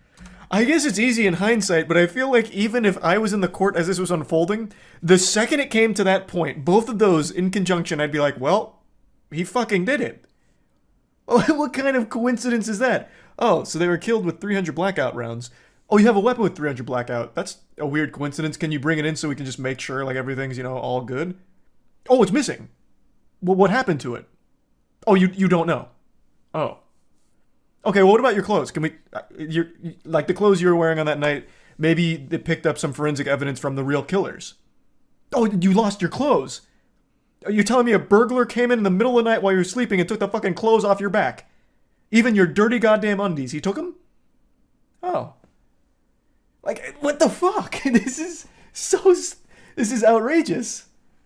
The speed of the jury's verdict, just 3 hours of deliberation Oh, after nice. a trial lasting a month and a half. That's a gold split. Speaks volumes. Yeah. The day after the verdict was read, Alex Murdaugh was sentenced to 2 consecutive life sentences for murdering his wife and son. Boy, oh boy, do I have some good news for you today. It's time for a little holly jolly celebration because Santa Claus came early with the gifts. This loser has finally been arrested. Now, I'm sure none of you recognize this guy. This is probably not a face any of you have seen unless you're a woman in New York, and in that case, this is probably a face that you swiped left on Tinder for. But this is the face of the man known as Penguinz0, the infamous street racer who's blown up on Instagram and YouTube over the last few months. This isn't like a really stunning revelation, he just looks like a normal asshole. It's not like some kind of big twist like it's Bruce Wayne behind the Batman mask or anything. But I actually recently talked about Squeeze because he went on Neon's stream and did his street racing stunt maneuvers and ended up getting in a hit and run live on Kick. So of course I was making fun of him and tossing tomatoes, shouting boo. I think it is so incredibly lame to do the kind of shit that Penguinz0 was, where he'd just go out on public roads and put everyone's lives in danger around him, just driving fast and recklessly for his content. And this is a criminal who was addicted to attention, which has to be the worst combination for a human being ever. If you are a criminal, the last thing that you would want is a lot of eyes on you. But this guy, Jiminy Christmas, he was absorbing it like a sponge in a sink.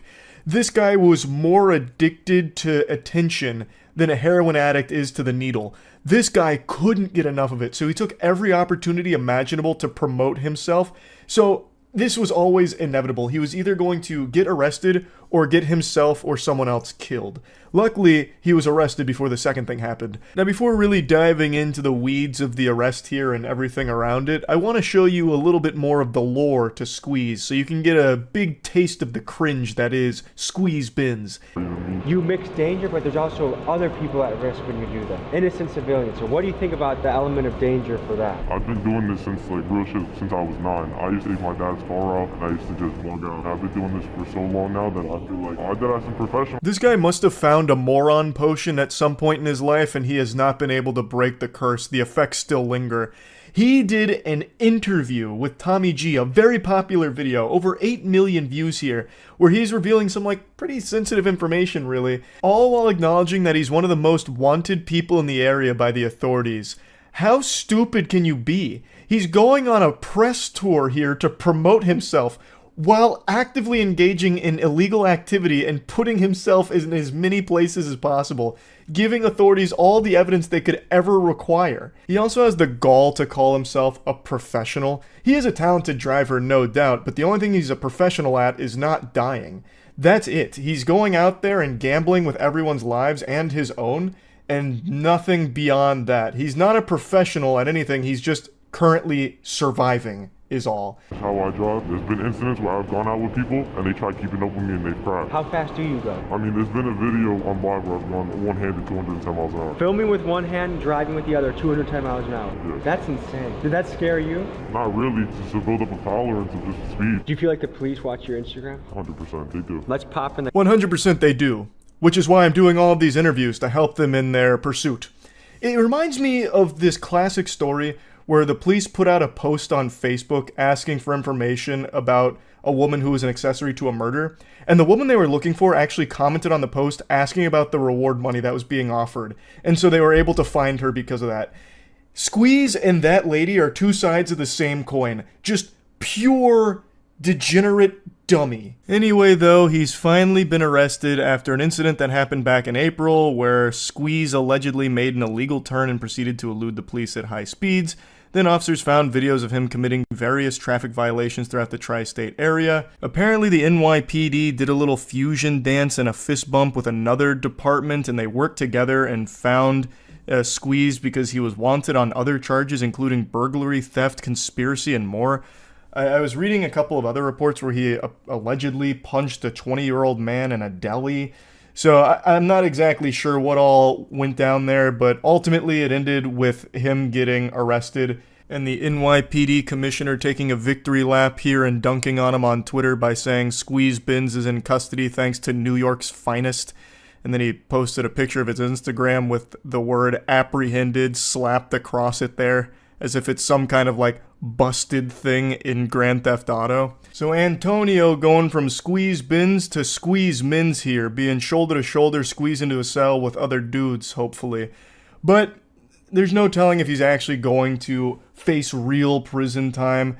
It seems he's been released because after all of this, he did make an Instagram post about how he can't go live on there. So then he made a Twitch account, which I can't find. I do see a Squeeze Binz account there, but there's nothing on it, and I think that's just an impersonator trying to capitalize off of this.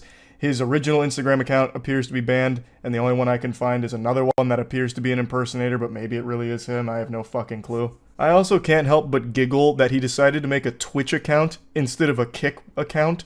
Like, not even this blatant criminal who has already broadcast crimes on Kick wants to make an account over there and stream on purpose. He still decided to go to Twitch first and foremost. That's kind of crazy to me because Kick is the home of broadcasting illegal activity. They don't do shit about it there. They give you like a subtle thumbs up because it's driving more traffic to their site. That should be home turf for Antonio here. Squeeze Binz would be hoisted on their shoulders like a golden goose. And yet he still said, ew, I'll just go to Twitch instead. That boggles my mind a little bit. I did laugh when I read that he made a Twitch account. I wish they'd make an example out of him here. He's not like the only one doing this kind of content, the lone alpha wolf or anything here. This is a pretty popular niche of content online where people will just put on a helmet or wear some kind of mask and then just commit crimes.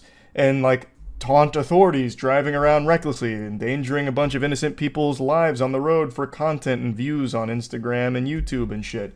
He is far from the only one doing this. So I think if they would actually give a fuck here and pursue real serious charges and actual repercussions for his actions, it could help to dissuade others from pursuing this. At least I would hope. I would really like them to not play softball here and actually do something about this. He has been caught. Hand in the cookie jar here. He has all of this evidence that he himself has compiled about his crimes and how he's not remorseful and will always continue to do it, most likely. Why the fuck would you just give him a slap on the wrist? It's also more than the dangerous driving. He apparently beats people in delis, at least according to some of the reports here. Like, this is not someone that they should just be playing like patty cake with here and saying, hey, don't do it again. All right, now get out of here. Come on, scram. Like, this is something that they should be taking far, far more seriously. I really hope that his release is a temporary thing as they build up a meteor case against him, so that way he'll actually get thrown in the slammer. There's just no excuse for it at all. Just going onto public roads and compromising everyone's safety for your content, I just think it truly super sucks. And I think the fans of this kind of content are extraordinarily annoying. So there are still like Squeeze Binz enthusiasts that are losing sleep over this, thinking that he's done nothing wrong. Nobody got hurt, even though in his interview with Tommy G, he says that people have tried to emulate him and they have crashed. So people have literally gotten hurt. He also did get involved in a hit and run on stream, but whatever, I suppose. Just go ahead and ignore reality here and continue to live in fucking delusional Narnia land. But, you know, hey, they're Squeeze Binz guys. Of course they wear diapers and eat glue. Is what it is, I guess. But I'm just super happy that he's finally been arrested, and I can only hope that they do throw the book at him. So yeah, anyway, that's really about it. See ya. I'll be honest, I don't usually cover topics like what I'm about to touch on today because it's extremely serious. Usually the stuff I cover is things to point and laugh at, throw tomatoes at, say boo, stinky, yucky, boo. Not this. This is horrifying. It's a story I haven't seen a ton of people mention, and I myself didn't know about it until a few nights ago where just some random chatter during stream mentioned it. And I looked it up, and the information was only a few minutes old. Like, I don't even know how that guy had access to it so quickly, unless he's like one of the chief investigators on the case that just typed it in the chat. But when I looked it up there wasn't a ton of specifics mentioned about the case. But I followed it over the last few days as more and more information has come to the public eye. It is truly evil. And to my knowledge, this is the first case where a live stream was used as an alibi in a murder case or anything of that magnitude. There of course has been cases like with Facebook live streams and even YouTube a couple times where horrible atrocities were committed live, but I think this is the only time that someone has tried to use a live stream to prove their innocence and act as a smokescreen to cover up their crimes. Now, the person I'm about to talk about hasn't been found guilty yet, but they have been charged with murder with overwhelming evidence. Extremely compelling and strong evidence. On December 18th in Ireland, a woman named Natalie McNally was stabbed to death in her own home. She was 15 weeks pregnant at the time of her death. And the person accused of the murder is a man named Stephen McCullough. He is a YouTuber as well as streamer. He mainly focused on toy reviews as far as I can tell, specifically seeming to be a big Doctor Who toy reviewer. So what happened is, on the night of Natalie McNally's murder, Stephen McCullough went live on his channel. And this live stream is still up right now. It's a 6-hour live stream. And this was crucial evidence to prove his innocence on this evening. Because how could McCullough have possibly killed someone when there's proof of him streaming from his home at the same time that the murder had taken place? So they eventually, after bringing him in initially on suspicion of being involved in this case, let him go, because this live stream did serve as a pretty good alibi for him. Plus, this wasn't just streamed to 0 viewers, there were real sentient human beings with a pulse there to watch this stream, so should any of this information ever come to light, there would be a lot of witnesses saying, no, I was watching him stream, he was 100% at home. So that was his whole plan. And while this worked for a brief period of time getting him out of suspicion, it was an ephemeral victory because after the investigators combed through about 4,000 hours worth of CCTV footage, they kind of pinned his whole location. They got his whole itinerary here. They were able to track him around and follow him around like it was a fucking Sims character. So not only did they see him through the CCTV evidence, but they also have the account of the taxi driver. They even took notice of things like a yellow glove underneath a black glove while giving change to a bus driver. And with all of this, they had a really strong case against him being the murderer. But they still had that live stream to explain. Because again, there is a live stream that did span the entire course where all of this took place.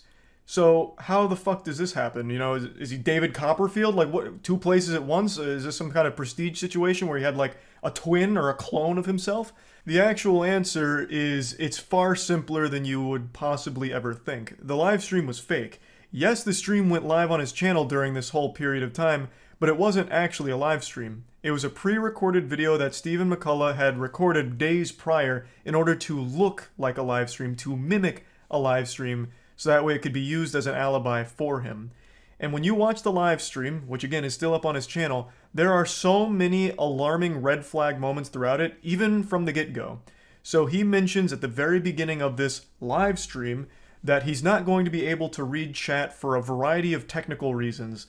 One of them being it would crash his computer, it'd freeze the computer, it'd ruin the whole stream because of all of these deep tech problems that he couldn't solve. Everything's gone cattywampus, so he won't be able to read your chat. More like, Doctor, who's talking? Because I can't see you, I'm not reading chat. He just keeps reiterating over and over and over again that there's going to be no chat interaction. Because obviously, since this is a pre-recorded thing, there is no chat for him to read or interact with. Well, because this streaming software is kind of up the left, it means I can't check the live chat, which is a real shame. Can't look at the live chat for some bloody reason, because if I do, it makes the whole thing freeze and OBS just screws up. And he just kept like explaining why he can't read chat, and then he started talking about like, well, I guess I could read it on my phone, but you know, I get addicted to TikTok when I'm on my phone, and that's a mess. So I've put my phone in timeout in another room, so I won't be reading chats there either, and that'd probably ruin my internet too anyway. So no chat tonight. You guys can talk amongst yourself. I don't even like live streamers who read chat, so no chat for me tonight. There's plenty of streamers who don't interact with chat, but to go this long and this in-depth on things that make absolutely no fucking sense whatsoever to explain why you're not going to be reading chat or reacting to donations is definitely a little odd. And there's plenty of other really alarming moments about this stream, especially looking back on it in hindsight. He keeps reiterating that he's live, you know, this is live, and he's staying inside all night. He talks about like drinking and driving, and he'd never drink and drive, which is why he's staying inside, drinking on stream live for his viewers to enjoy. He's playing GTA Vice City throughout the stream, and he's making comments about like how the police force is no longer like equipped to handle cases, and there's a rise in crime. It's in the real world he's talking about. It's all very fucking alarming stuff, but by far the scariest thing he says has to be this. Yeah, that's physics. That's what would happen in the real world. Abso-fucking-notly. Abso-fucking-notly.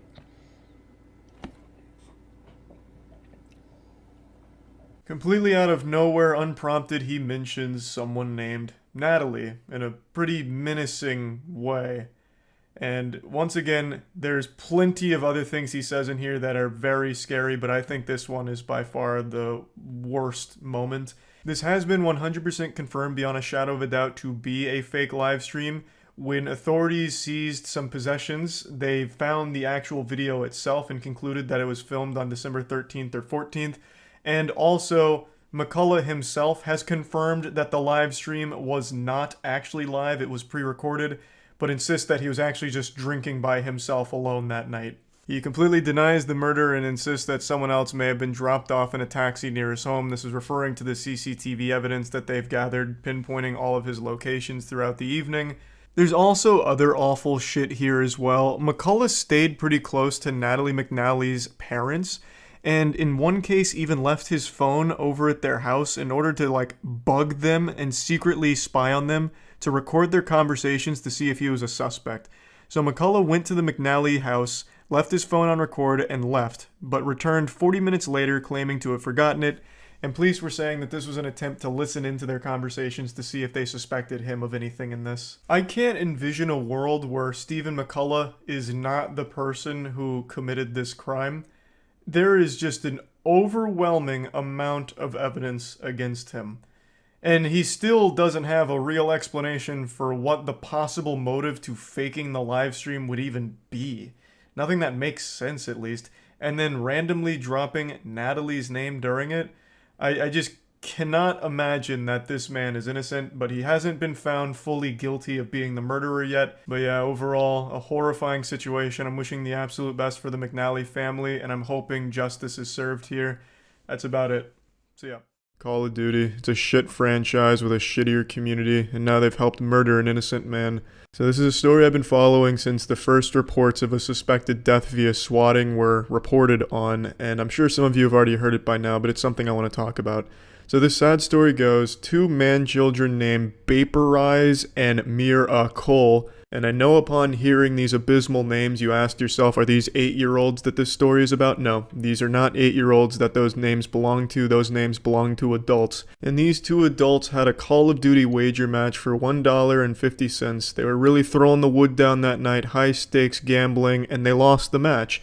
They were on the same team and they got mad at each other and they blamed each other for the loss and they started going at it.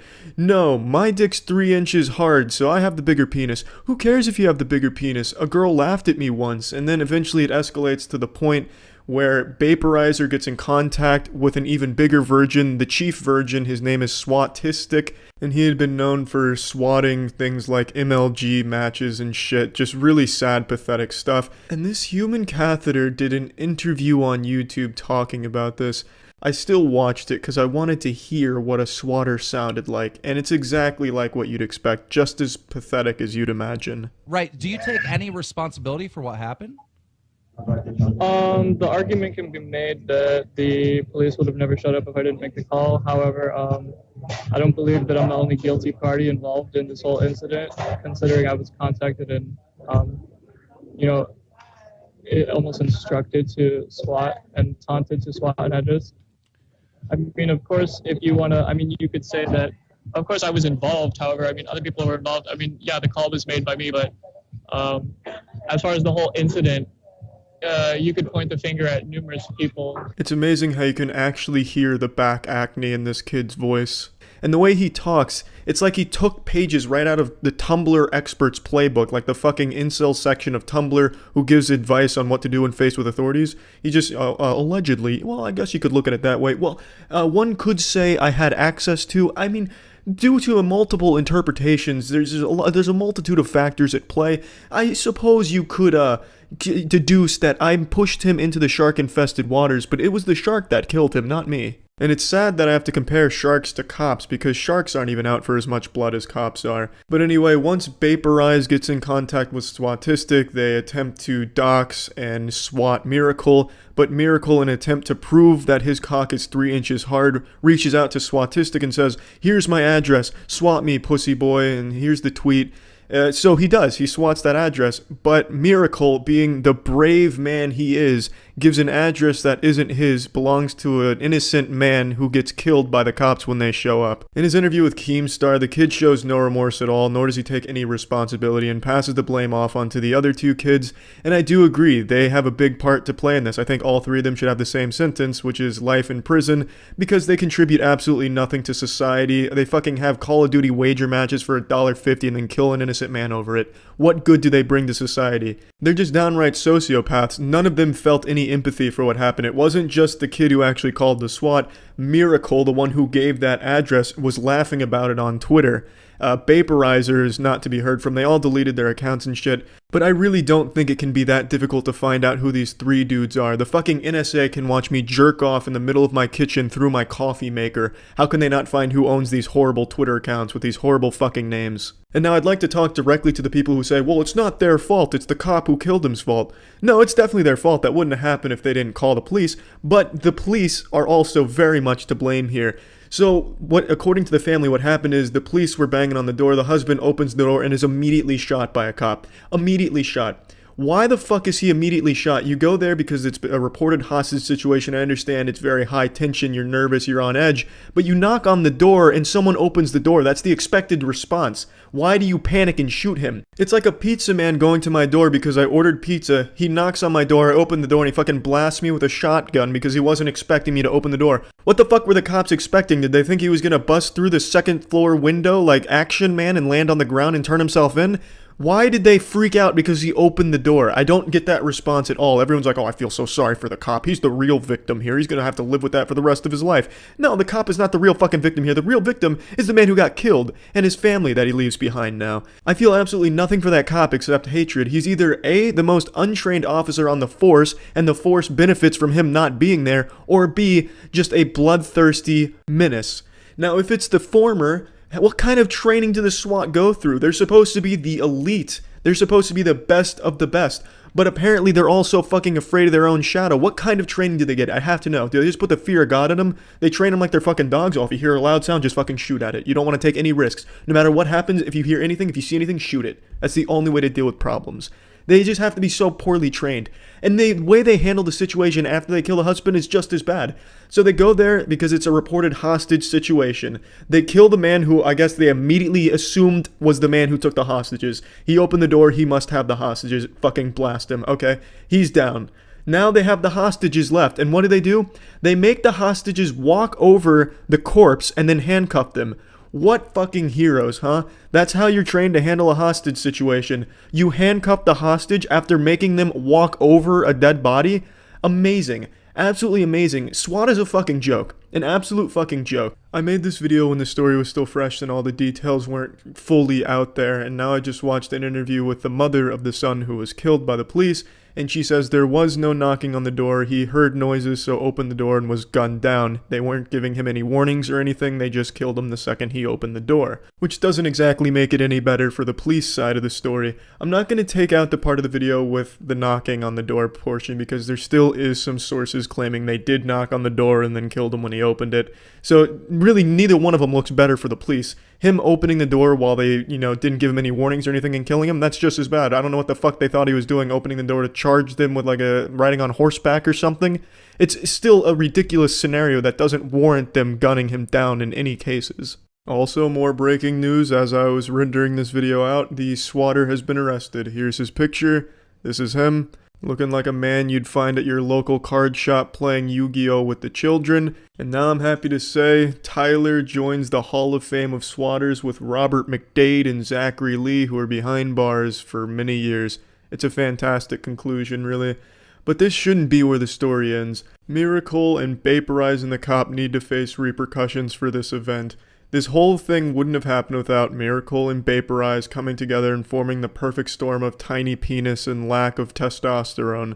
And if Tyler's going to jail, those two should also be going to jail. Vaporize will likely get raperized in there. And it'd be a miracle if the other guy's asshole wasn't stretched 2 feet. The cop also needs to be joining them with some more than just a paid vacation.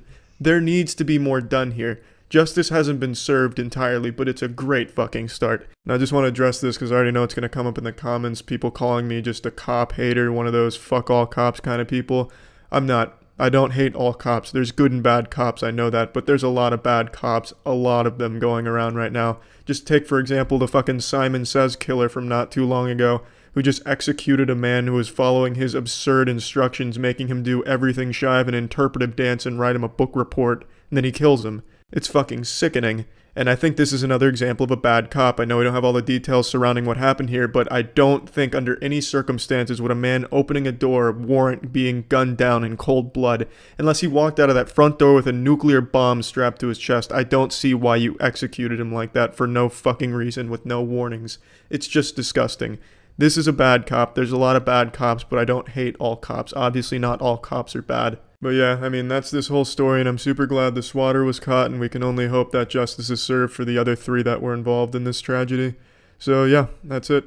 See ya. There's so many things in this world that can make you frown. Undercooked meat, getting a porta potty tipped over on you while you're inside, just to name a couple. I want to give you something that can make you smile. One of those public nuisance streamers whose whole existence revolves around making everyone's lives around them worse as their content has just been arrested. 2023 has actually been a pretty solid year for streamers everyone hates getting thrown in the slammer, finally facing some real repercussions for their awful behavior and unbelievable cringe, such as the streamer Johnny Somali, who is still currently in jail in Japan right now, God bless.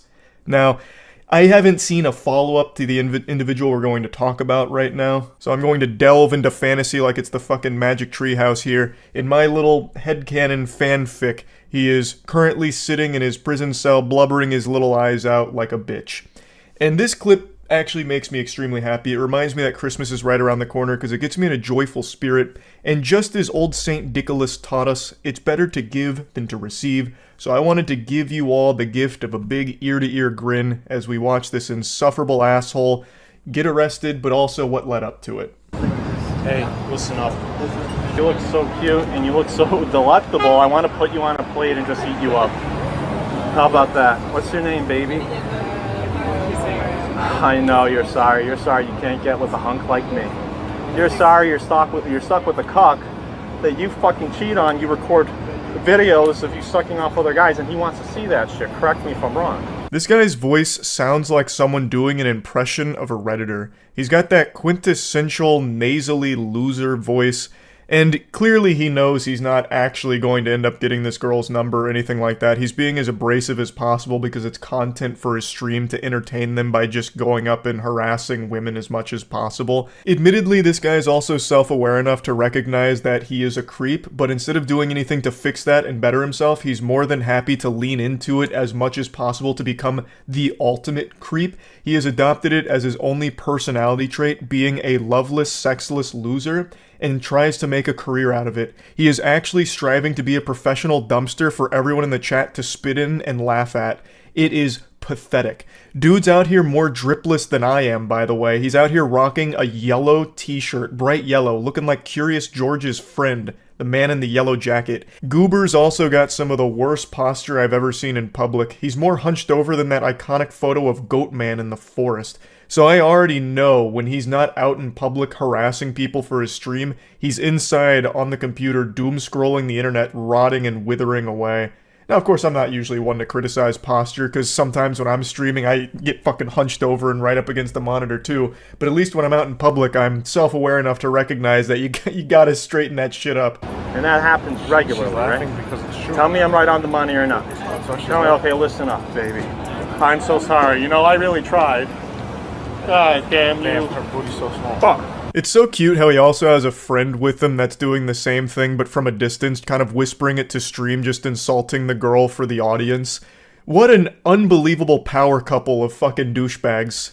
I don't want to bother you guys, I'm not trying to be creepy in any way, but can I get like one of your numbers and I'll be on my way and then we can meet up? We're actually going to go meet our boyfriends right now. So. Oh, so I can't take you out or do anything like that? Yes, really quick, just stop right now.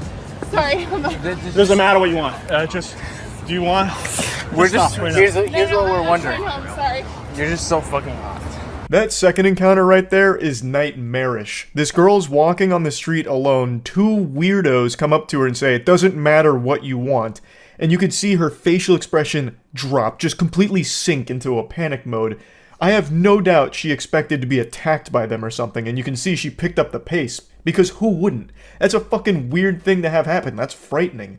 And especially from these two guys who are just walking around, camera out, coming up to you in the middle of the night. Like, what the fuck? This whole shtick sucks. It's just going up and bothering people who are just going about their night. Just randomly coming up to women. "Hey, pardon me, toots. Unsucked penis is a disease and I'm suffering from it. Are you the cure? You should be." Well, it's fucking dumb. And it's a lot worse than that. It's worse than just going up and doing cringy lines. It's sticking around, bothering people, and in this case, scaring a woman who's walking home alone. Want to be my girlfriend for 5 minutes? Do you want to just kind of go on a little date? We're going to walk for a bit. Okay. Just a pinky? Okay. Pinky? So you can hold my hand. Oh. Yeah. So, hey, I'm here with my girlfriend. I'm here with my girl. Can you guys just shut the fuck up? I'm here with my girlfriend. Okay, just shut the don't fuck scare up. people. Get the fuck out of here. I'm here with my girlfriend. You're making too much noise. Get the fuck out of here, asshole. Fucking prick. I'm so sorry, Luna. No, this is dumb. Please. No, I was just protecting you. No, I was protecting you, baby. No. Please. Ha ha, you get it? The joke is he's just pretending to be an unhinged lunatic.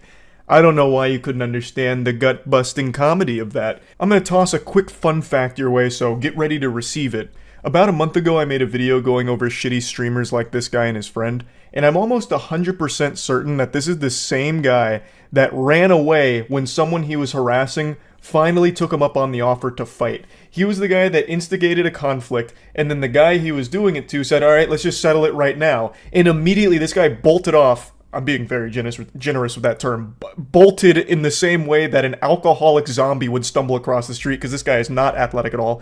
But he ran away as quickly as his goofy little legs could take him, and then had this brief come-to-Jesus moment where he recognized just how sad and pathetic he is. Just this impressive specimen of trash. All right, you and me, Central Park, tomorrow. Don't be late, motherfucker.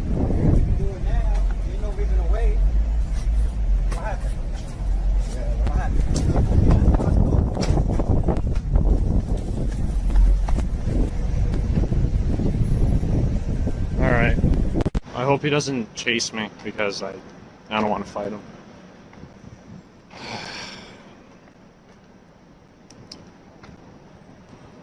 Am I a pussy beta? Perhaps.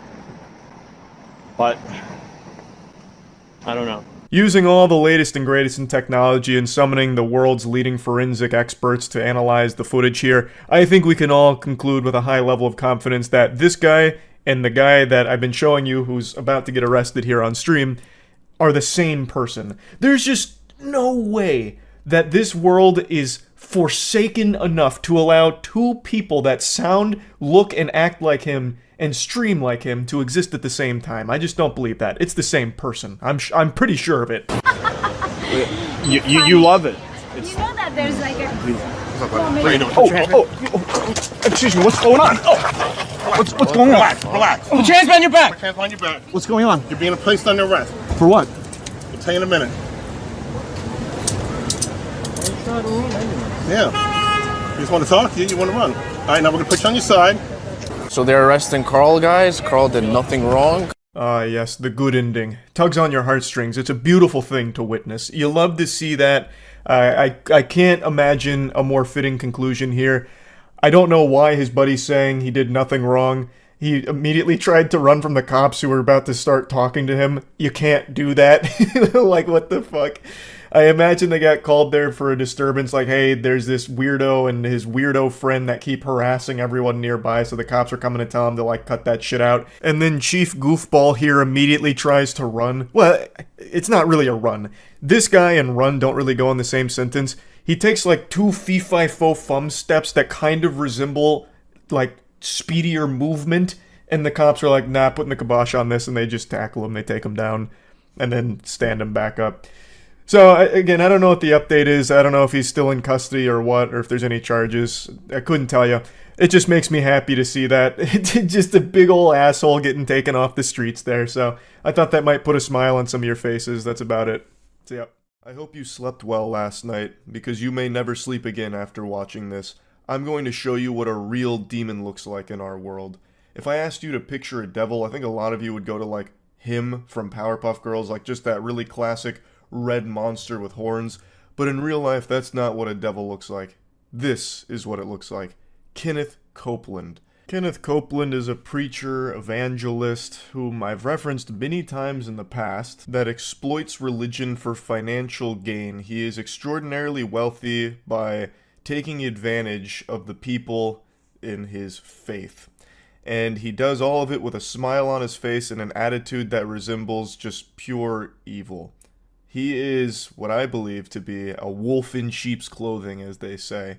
Let me show you one of his most famous interviews, which is going viral again, which is why I wanted to talk about it, where he was interviewed by Inside Edition about his lavish lifestyle. How are you, sir? We'd just like to ask you about why you don't want to fly commercial. Why have you said that you won't fly commercial? You said that it's like getting into a tube with a bunch of demons. Why do you think that? Yeah, he's one of those private jet preachers that I always like to insult and call attention to the hypocrisy of. People like him, these evangelists or heads of mega churches that live a life of outrageous luxury financed off the backs of those in their congregation who are donating under the guise that it's going to help further their faith or help the church or something like that, when really all it's doing is enabling them to live a lavish lifestyle. It always just makes me sick to my stomach. It runs so counter to the Bible that I have no doubt in my mind they will likely be going to hell without God even giving them a consideration of entering the pearly fucking gates up there. It is deplorable. It is just diabolical stuff. And yet it is so common. I just recently talked about an online pastor who blamed his cryptocurrency scam on God, saying that God made him make a shitcoin to scam the people that follow him, which has to be one of the most blasphemous things you can ever say as a pastor, but he had the gall, the fucking chutzpah, to blame the crypto scam on the Lord. And you're going to see this a lot throughout this interview, and if you ever dive into this rabbit hole of corrupt pastors, they always use their connection with God as the excuse. Well, God actually wants me to have a whole fleet of private jets. It's actually very Christian to be wealthy. And it's just a complete bastardization of what the Bible's supposed to teach. No, listen to me just a second. Not the people.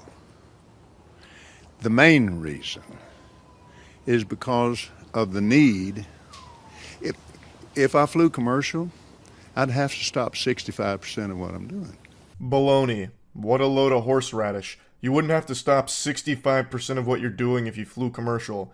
You can fly commercial and still reach all of the same places. There are more planes in the sky right now than there is poop in my butt. And trust me, there's a lot of poop in there, because I haven't taken my morning shit yet. You can fly commercial and still do all of the same work you've been doing. And it's not like you're doing important work, Kenneth. All you do is you're basically like this Dementor who sucks money out of everywhere he goes. That's not important work. You're just perverting Christianity to fit your own agenda of making as much doubloons as you possibly can accrue in this lifetime. Isn't it true that you want to fly commercial so that you can fly in luxury? How much money did you pay for Tyler Perry's Gulfstream jet, for example? Well, for example, that's really none of your business. But Isn't it the business of your donors? listen, I paid. You kind of caught me off guard here, okay?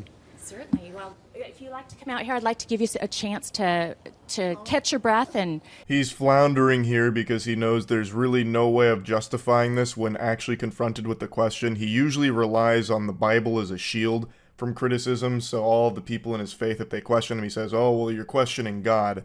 But now he's actually getting interviewed by someone who's done their research and is actually talking to him about how his lifestyle is the complete opposite of what the Bible talks about.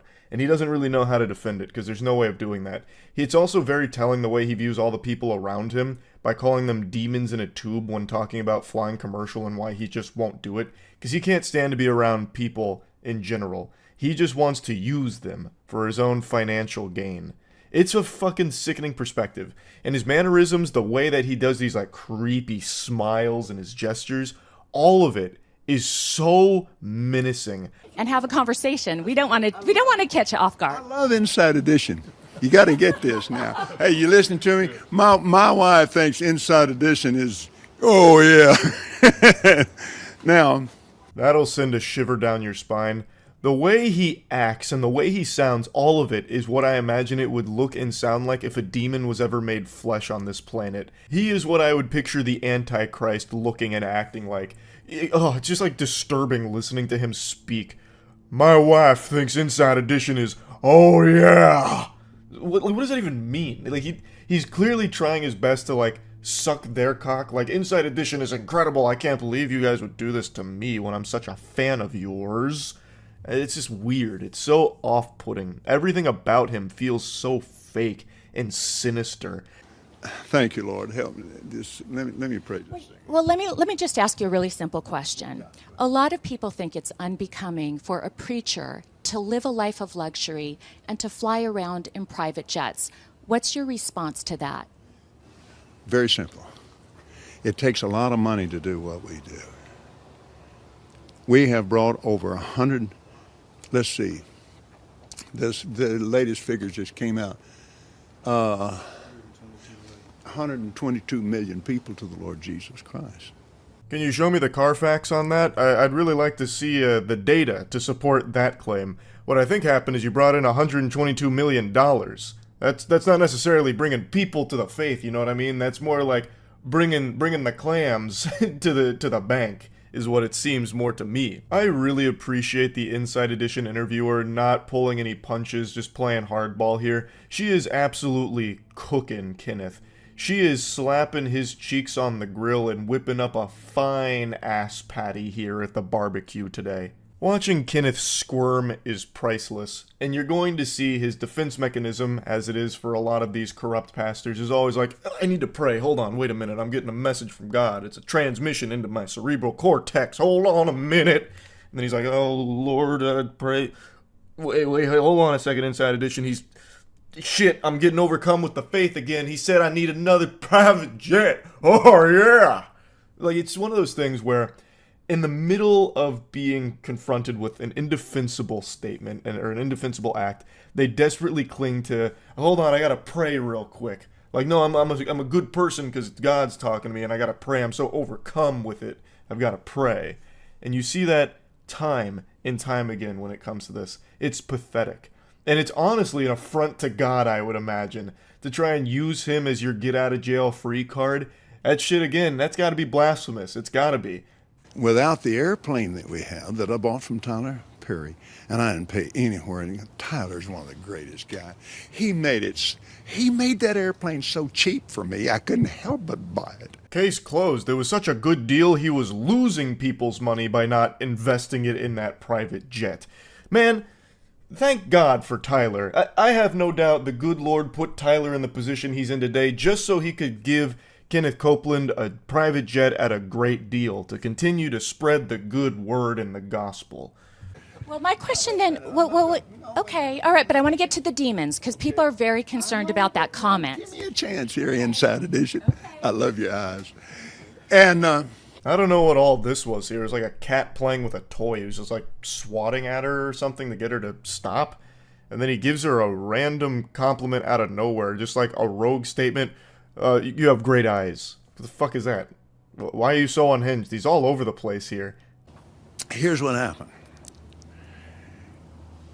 We flew in 21 days, 70 hours, 40,000 miles, touched 5 continents, and preached face to face personally with 125,000 people. Do you ever... What in the fuck are you yapping about? Huh? What are you blabbering on about? That has nothing to do with your statement about the demons in the tube from commercial airlines you can't be caught dead around. This is a nothing burger. What are you talking about? This is, again, dodging it and just putting it on like, oh, we do great work that can only be accomplished through the use of a private jet. We couldn't reach all of these places commercial. It wouldn't make any sense. It's got to be a private jet, a very luxurious one, so I can be closer to God up there in heaven.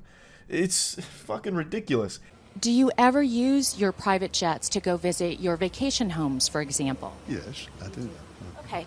Again, getting back to the comment, you said that you don't like to fly commercial because you don't want to get into a tube with a bunch of demons. Do you really believe that human beings are demons? No, I do not. And don't you ever say I did.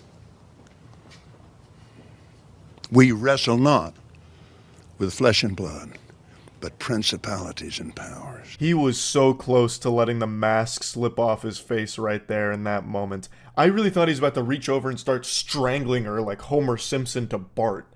Like, he gets the finger out and he gets really stern and serious. That look that he gives her, that would strike fear in the hearts of anyone. His facial expressions are so exaggerated, he's like a Pixar character. The way that he's able to constantly have these wide range of emotions that he conveys like that. The way he flips from infuriated to like smiling at her in the creepiest way possible, it's alarming. Everything about this guy should be sending you into a fight or flight response. As opposed to just throwing money at him, it should be running away from him. Can you explain what you meant by that term then? Just explain, because it's really simple. You said you didn't want to get into a tube with a bunch of demons. What did you mean? Well, let me ask you. Do you think that people that fly commercial are demons? If you give me a chance to talk, sweetheart, I'll explain this to you. But it's a biblical thing. It's a spiritual thing. It doesn't have anything to do with people. People, I love people. Jesus loves people. That's probably the first truthful thing he's ever said in his life. I have no doubt that Kenneth Copeland loves people. Because people are the ones that finance his lavish lifestyle. They pay for his private jet vacations that he goes on all the fucking time out the wazoo. So I know he loves people. I'd argue there's only one thing Kenneth Copeland loves more than people. Wallets. And sticking his dick in there and just fucking them raw. Taking as much money out of it as he can possibly find. Through misleading them through the faith. And exploiting them. And taking advantage of them. That's the only thing that he loves more than just people in general would be my bet. So again, he will not just answer the question of what he meant by being in a tube with a bunch of demons on it, and the Inside Edition interviewer continues to press that, which I really appreciate.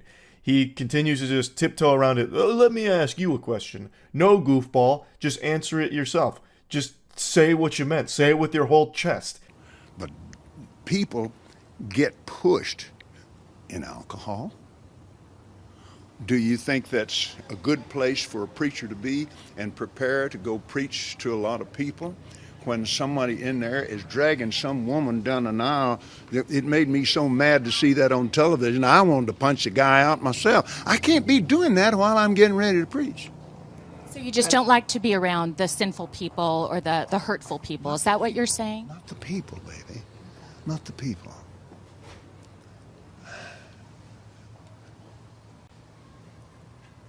Back during the days that we couldn't do anything else, we had to travel commercial.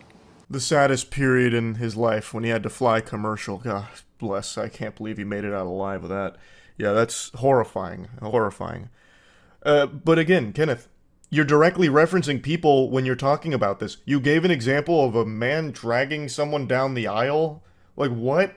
You're literally talking about people and you're like, no, not the people. What the fuck are you talking about? And he brings up like alcohol. I can't be around alcohol in commercial. That's not a good place for a preacher. What the fuck? The reason he won't just say what we all know he meant is because he knows that even the most brainwashed in his following would hear that and get a very bad impression of it, because he is basically calling them demons, and that could potentially hurt his bottom line.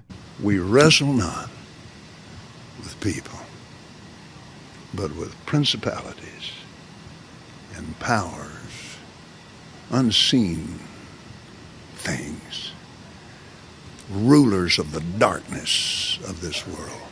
Talking about the devil, he's a very real devil, just the same as Jesus is a very real Lord. Yeah, I'm starting to agree, Kenneth. I feel like I'm watching an interview with the devil right now. He continues, again, to just try and start spouting sermons that are pretty unrelated to this whole thing. He then talks about how many jets they have, and, well, he still has no way of defending it in any meaningful capacity. Because you can't really defend it, because there is no universe where a preacher needs this level of wealth to do what they do. It's gluttonous. That's a sin, Kenneth. It's corruption. Blatant corruption. And it comes from, at least partly, from the donations of just normal people that go to these mega churches or go to these traveling evangelists, that kind of shit. It comes from them trying to better their life, but they're doing it through a con man who's taking advantage of that desire. And it's fucking sad. It always makes me furious. Kenneth Copeland is one of my least favorite people on the planet and has been for the better part of a decade. I've talked about Kenneth for a long time now, and I'm sure I will continue to do so, because this guy is going to most likely live forever, because he is propped up by the puppet strings of Lucifer himself. So this guy, he's probably going to outlast everybody on this planet at some point. But the main thing that happened was not, that wasn't the main reason.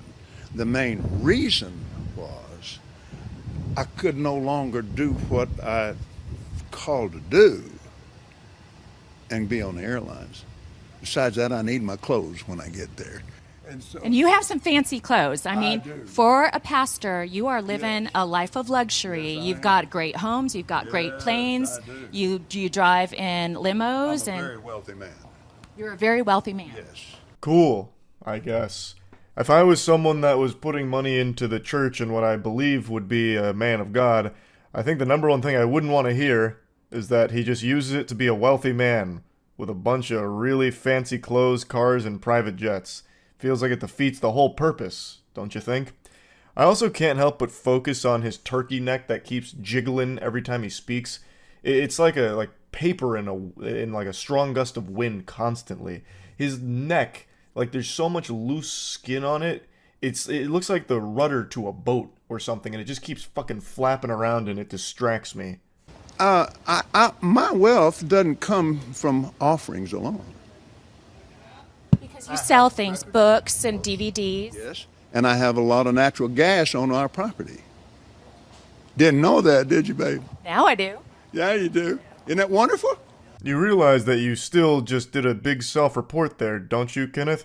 You said that your wealth doesn't come from offerings alone, which means some of it does, which means some of your wealth is taken directly from the offerings of those in your churches and those that believe that what they're doing is for the greater good of the faith, not to line your pockets. You openly just admitted to that. But it will run something in the neighborhood of 25 million in the poor. Can't do that and be broke. So final question is, a lot of people maybe have a misunderstanding then about what you do in prosperity preaching. So the final question is this. To those critics that say that a preacher should not be living a life of luxury, what is your response to that? They're wrong. That's it? Enough said. Hey, checkmate. Now give him more money for being wrong and hurting his feelings, so he can get himself a new private jet to dry his tears with. He says that he invests 20 to 25 million in the poor. What do you do? How do you help them? Seems like you just take money from everybody. What do you do? with that 20 to 25 million that you apparently invest in the poor. I looked it up and I couldn't really find anything on that. There's really no information on it. I'm super curious now. Seems like just kind of a lie. Maybe invest 20 to 25 million in like smaller businesses that serve less wealthy areas or something. I have no clue, but I can't find anything where he's like directly helping anybody except himself, actually. It's a misunderstanding of the Bible that if you go into the Old Covenant, do you think the Jewish people believe you should be broke? Are you saying that Jewish people appreciate money more than... Really? They believe in wealth. Some people would find that offensive. No, wait a minute now. I'm not talking about some people. I'm talking about the Bible. Shit's getting really weird now, and Kenneth Copeland is clearly struggling and sweating. This has nothing to do with the Bible either, by the way, because the Bible makes it clear in no uncertain terms that this house of worship should never be used as a place for, like, financial benefit for those involved. Like, you know that moment a lot of people recall from the Bible where Jesus flips a table? They might forget why that happened, so I'm going to go ahead and post this. Jesus entered the temple courts and drove out all who were buying and selling there. He overturned the tables of the money changers and the benches of those selling doves.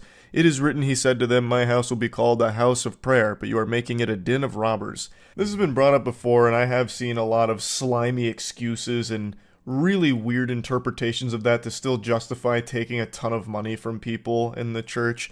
But the way I always interpreted that, and really the way I was kind of taught when I was still very religious back when I was growing up, like I mentioned, I actually got baptized twice in case the Lord slept through the first one, like if his alarm didn't go off to watch it. I did it twice just to ensure. But with this, I was always under the impression that the lesson is that the faith should never be used as just a way of making money from people through it. The Bible also says that it's more difficult for a rich man to get into heaven than it is for a camel to get through the eye of a needle, correct? The rest of the scripture. But he said, all things are possible with God. I thought that was a really good dunk from the reporter there that Kenneth Copeland tries to weasel his way out of. I don't think it's a really good excuse, though. That's kind of a cop-out. Oh, yeah, it does say that in the Bible, but it also says anything's possible through the power of God. When that's an excuse you see a lot of terrible pieces of shit use. What's the expression? Sin 6 days of the week, ask forgiveness on the 7th, repeat the cycle? Something like that. He's basically just saying, like, yeah, no, it does say that, and me taking all this money from these people, maybe it is sinful, but hey, anything's possible through the power of God. I'll probably still get into heaven because he forgives anything, so who cares? I'll do what I want, and then ask for forgiveness, and get it. Both of my grandfathers were preachers. They were both very poor. They lived simple, modest lives. They were extremely offended by men that made money like you do, preaching like you do. What would your response be to people that think that preachers shouldn't live this kind of a lifestyle? Folks like both my grandfathers. And I understand that. And I love them with all my heart. It's your grandfathers that we're standing on their shoulders. Not exactly an inspiring thing to say. It's your grandfathers that I have built my empire on top of, the preachers that were actually doing some good work and being genuine people. Well, I was able to exploit that good reputation for myself. I'm standing on their shoulders. It's thanks to them. They're the real heroes. Like, oh my god, they're turning over in their grave right now hearing that statement. That is abhorrent. Sir, thank you so much for your time What's your today. name? Lisa Guerrero. Lisa, God bless, Father bless Lisa today. Thank you for her grandparents. I love Inside Edition. I love the people on it. And it thrills me to get a chance to have my face on Inside Edition. Thank you very much, Reverend. You have a nice day. Yes, ma'am. That's where the interview concludes. And I think Kenneth Copeland is a real asshole. I think that guy is evil. Everything about him is exactly what I would picture a demon on this earth disguising itself as. To a T. It's almost cartoonish how evil his aura is. So yeah, anyway, that's really about it. So yeah. I've talked about this before, but it's been a little while, so I'm going to dust it off and give you a little refresher. One of my favorite little genres of content on YouTube is the video games are evil crowd. Usually it's religiously charged, and I want to make it clear right away, it's totally fine if you don't like video games, right?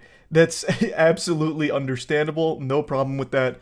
But what I find extremely entertaining is there's quite a few churches as well as like individual content creators that pump out content saying that video games are the work of Lucifer and they're mind controlling the world in order to turn them against God. And I always can't help but giggle, acting like if you put the controller in your hand, you're saying goodbye to God himself. It'll corrupt your soul and condemn you to the fiery pits of hell for all eternity because you played Minecraft. Again, it's totally fine to not be a video game enthusiast if you're not blessed with that gamer gene or have esports pumping through your veins, no big deal. But a lot of these videos I watch from a bunch of different churches are actually just kind of wild about, instilling fear in such simple things and like so many different things. Like video games has become a big one. Another big one is anime. And all the arguments they make are really kind of ridiculous because you can make those arguments for actually everything ever, any hobby. There are real arguments to be made against like video games. They can be addictive, especially ones that are like microtransaction based. They could be financially damaging. There are like actual issues, right? If you don't have that level of self-control to not get obsessed over something and addicted to it, then there's a lot of harmful effects that come from it. But that's never the arguments they make. Instead, they just speak about video games like it's the Antichrist, and like the cyberspace is basically hell on earth. So I wanted to showcase what I mean with a recent service that I watched on stream. I don't usually watch videos on stream anymore, but I made an exception for a excerpt from a church service about a preacher going off against video games as well as anime. So it's a demonstration of both things that I used as an example here.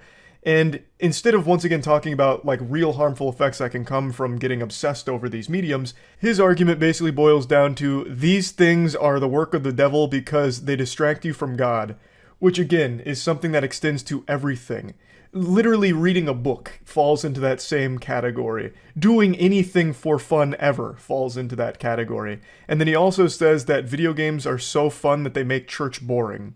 So it's almost like he's like trying to get people hooked on video games. Like for a brief moment I was like, he's really hyping video games up. If I had never heard of these before, I'd be really interested to check them out. And then he beats the daylights out of an Xbox to try and make his point, which was fucking amazing. Oh yeah, I've seen like every anti-video game church sermon. I watched an entire documentary on, I think it was Pokemon being instruments of the devil, because that was a really big talking point for a little while. Alright, let me just hear the core argument. And this is how I know that this is an idol, is because I guarantee you there's a lot of offended people in the church right now. Okay? Or even... Brother, there's 7 people in the church right now. I'm sure they're probably not that offended. It's not a huge service today. You could probably just talk to them one-on-one. How can Minecraft be sinful? It's literally this. This guy's, he doesn't know what he's talking about. Oh, he's saying sinful. It's so quiet, I can't fucking hear him. I thought he said simple. I was like, yeah, I mean, Minecraft's pretty simple. You just build some shit. Who would really get upset about that? I can't hear shit. Start worshiping your audio equipment. My God. Pardon, excuse me. Just improve the audio quality, please. Jump in Jehoshaphat. Some pagan god. Hold on a second. What about this thing right here, though? When I start talking about this, What is that? A Super Nintendo? What are you hitting there? That's actually a fucking Super Nintendo. Who's worshiping that? You stuck in a time vortex? That's an Xbox S? Is it? when I say you need to grow up, does it bother you a little bit when I say put away the video games from among you? Does it bother you when I say put that trash away? It belongs in the garbage. You're a man of God. You ought to grow in grace and the knowledge of our Lord and Savior Jesus Christ. Don't waste your time playing video games. Redeem the time because the days are evil. Does that... What? Wait, it's not even an argument against video games anymore. It's just, why do anything that's not immediately like praising the Lord, because you're wasting your time if you're not. You can make that argument for going out to dinner. Why don't you just eat at home, save yourself the time for more one-on-one moments with the Lord. At least make arguments against video games themselves. This is literally just a time cost thing. Like, you're wasting too much time on games when you could be giving that time to the good book. And our service, of course. Please make sure to put a little bit over here. I'm working on my new car. Become a golden calf. Not really. It's just it's a fucking video game, brother. Saying about that, I'm still gonna do it. You know why? Because it's just an idol. Exodus 32 verse 19. What does this have to do with games? As soon as he came, Oh my god, he's got the baseball bat out now. Oh my lord. Which one of you's been playing games? I can sniff the gamer on you. Step up. Or I'm just gonna start swinging. God damn it. smash that. Oh, I see. Oh god, oh my. And track I missed the gamer rage. them, the Bible says. You know what? You know what you young people need to do? You need to take your Xbox. That's awesome. Sign me up. I want to go to one of these services. This is hype. And trash that idol. Because you know what? That thing's taking the place of you reading the Bible. That thing's taking the place of your prayer life. That thing's taking the place of you living the righteous. It's taking the place of you improving your marriage.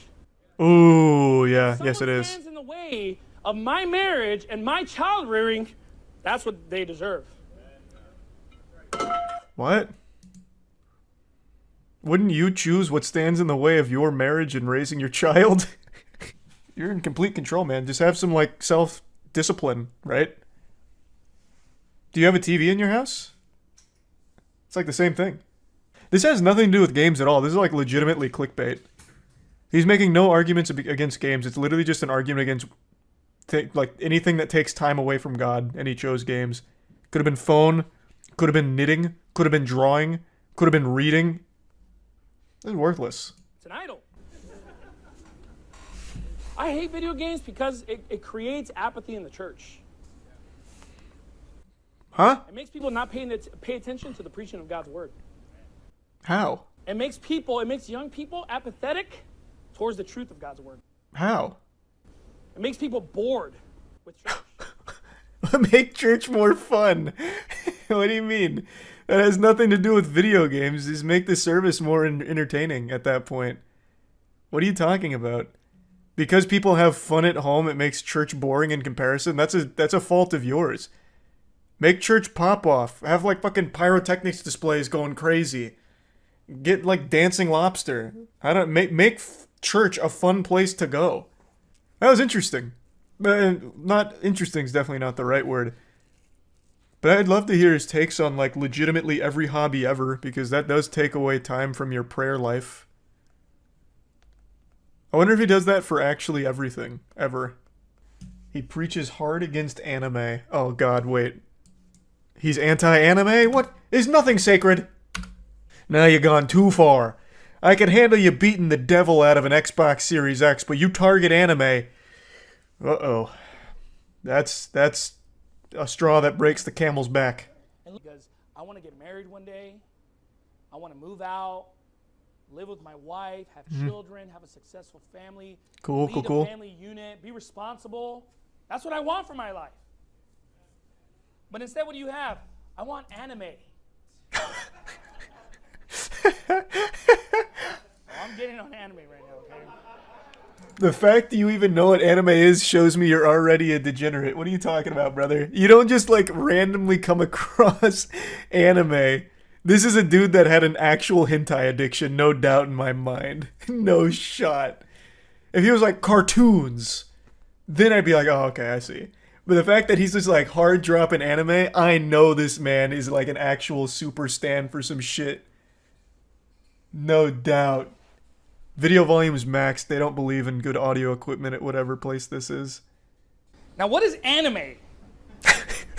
It's Japanese animation. There's one guy in the crowd like, what? Oh! Japanese what? Animation? Yu-Gi-Oh! Yeah! What else? Oh, don't even pretend like you don't know.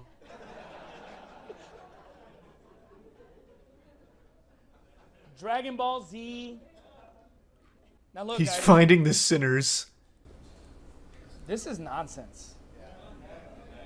And look, I know how this Who's works. saying amen? It's just a... When it comes to anime, some people like, he's a good guy, he's a good person, but there's a level of immaturity. Where does that come from? It comes from anime. Comes from anime. Why don't they want to get married? Finally, we Anime. know. True. Married to some stupid drawing. Ridiculous. Fucking waifus. One Japanese animated girl, you know, on the screen that they're in love with. It's funny, Shit. but it's ridiculous. Get yourself a real woman. Not some animated Japanese girl. Sailor Moon, or what is that? Why? I don't know why he's playing dumb. I really don't. I want to go to his My Anime list right now. I know this man's leaving reviews on like the most obscure shit ever. You're gonna see this man posting on High School of the Dead, like not enough titty jiggling. 4 stars. I don't know why he's fucking pretending. You're not fooling anybody here, Bruce. I'd watch Batman, okay? Oh I my watch god. Spider-Man. I watch Superman. He's just like us. Yeah, I watch X-Men. Famous anime, all of them. And I would watch these, but you know what? I remember, like, after a while, you turn it off. Yeah, what? After a while, I'm just like, I see my brother working, I see adults, I see men, and I'm like, What? I feel like that. Fucking obviously. I know I can't be that. What's gonna happen? You know why? Because no woman is gonna respect a 25-year-old guy who still watches anime. Unless you hide it from her, then you guys get married, and now she's stuck. Like, dang, I didn't know this is part of your life. Oh shit, you watch anime? I'm getting a divorce. What the fuck? Ew. No, man, it's just people that just... It's no different than just watching any other TV show. Why not just extend this? I don't understand why he doesn't just broaden it. Like, this is just... What he's preaching is against literally any kind of hobby. Like, actually anything. Oh, you just get, like, lost in this world. You could say that for sports. Like, oh, you just... You know, all of these nerdy-ass sports statistics. Like, you're never going to the NBA, so please stop bringing up all of these goddamn Luka stats, right? Like, who cares? You're wasting your time. Now your wife's stuck with you because you were hiding this obsession. Like, just broaden the topic. It's not just anime you're talking about. It's literally anything that's a hobby. And I love how he's like, I used to watch Batman, but then I realized it ends.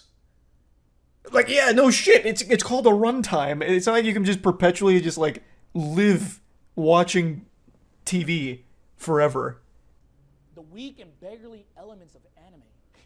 And look, I know people in my personal life, they're literally in their 40s, 50s, still bumming money off of other people, not working. And it's not because of anime, I'll tell you right now. You would be hard-pressed to find someone in their 40s and 50s that you know that's watching anime. So what is the lesson? What is the takeaway? If you just stop watching anime, you're not guaranteed a respectable job.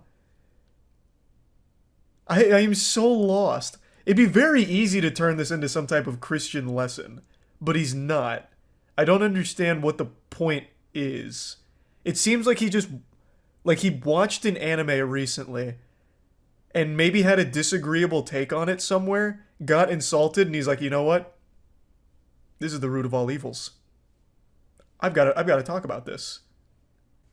Your marriage is trash. Anime. With mom, True. And they have children out of wedlock, and they're just losers. That is a loser life, folks. We're like, well, I'm not doing that. Yeah, but your little anime habit is going to take you to that route. What? That's your end game there, buddy. Okay. Shit, I gotta stop then. You see guys in their 40s and 50s Shit. hanging out with the young guys. Yeah, like you. You're 25 years old and you're hanging out with 40 and 50-year-olds. What are you talking about? You're self-reporting. You just said that. You just said that you know 40 and 50-year-olds like this. They're hanging out with you.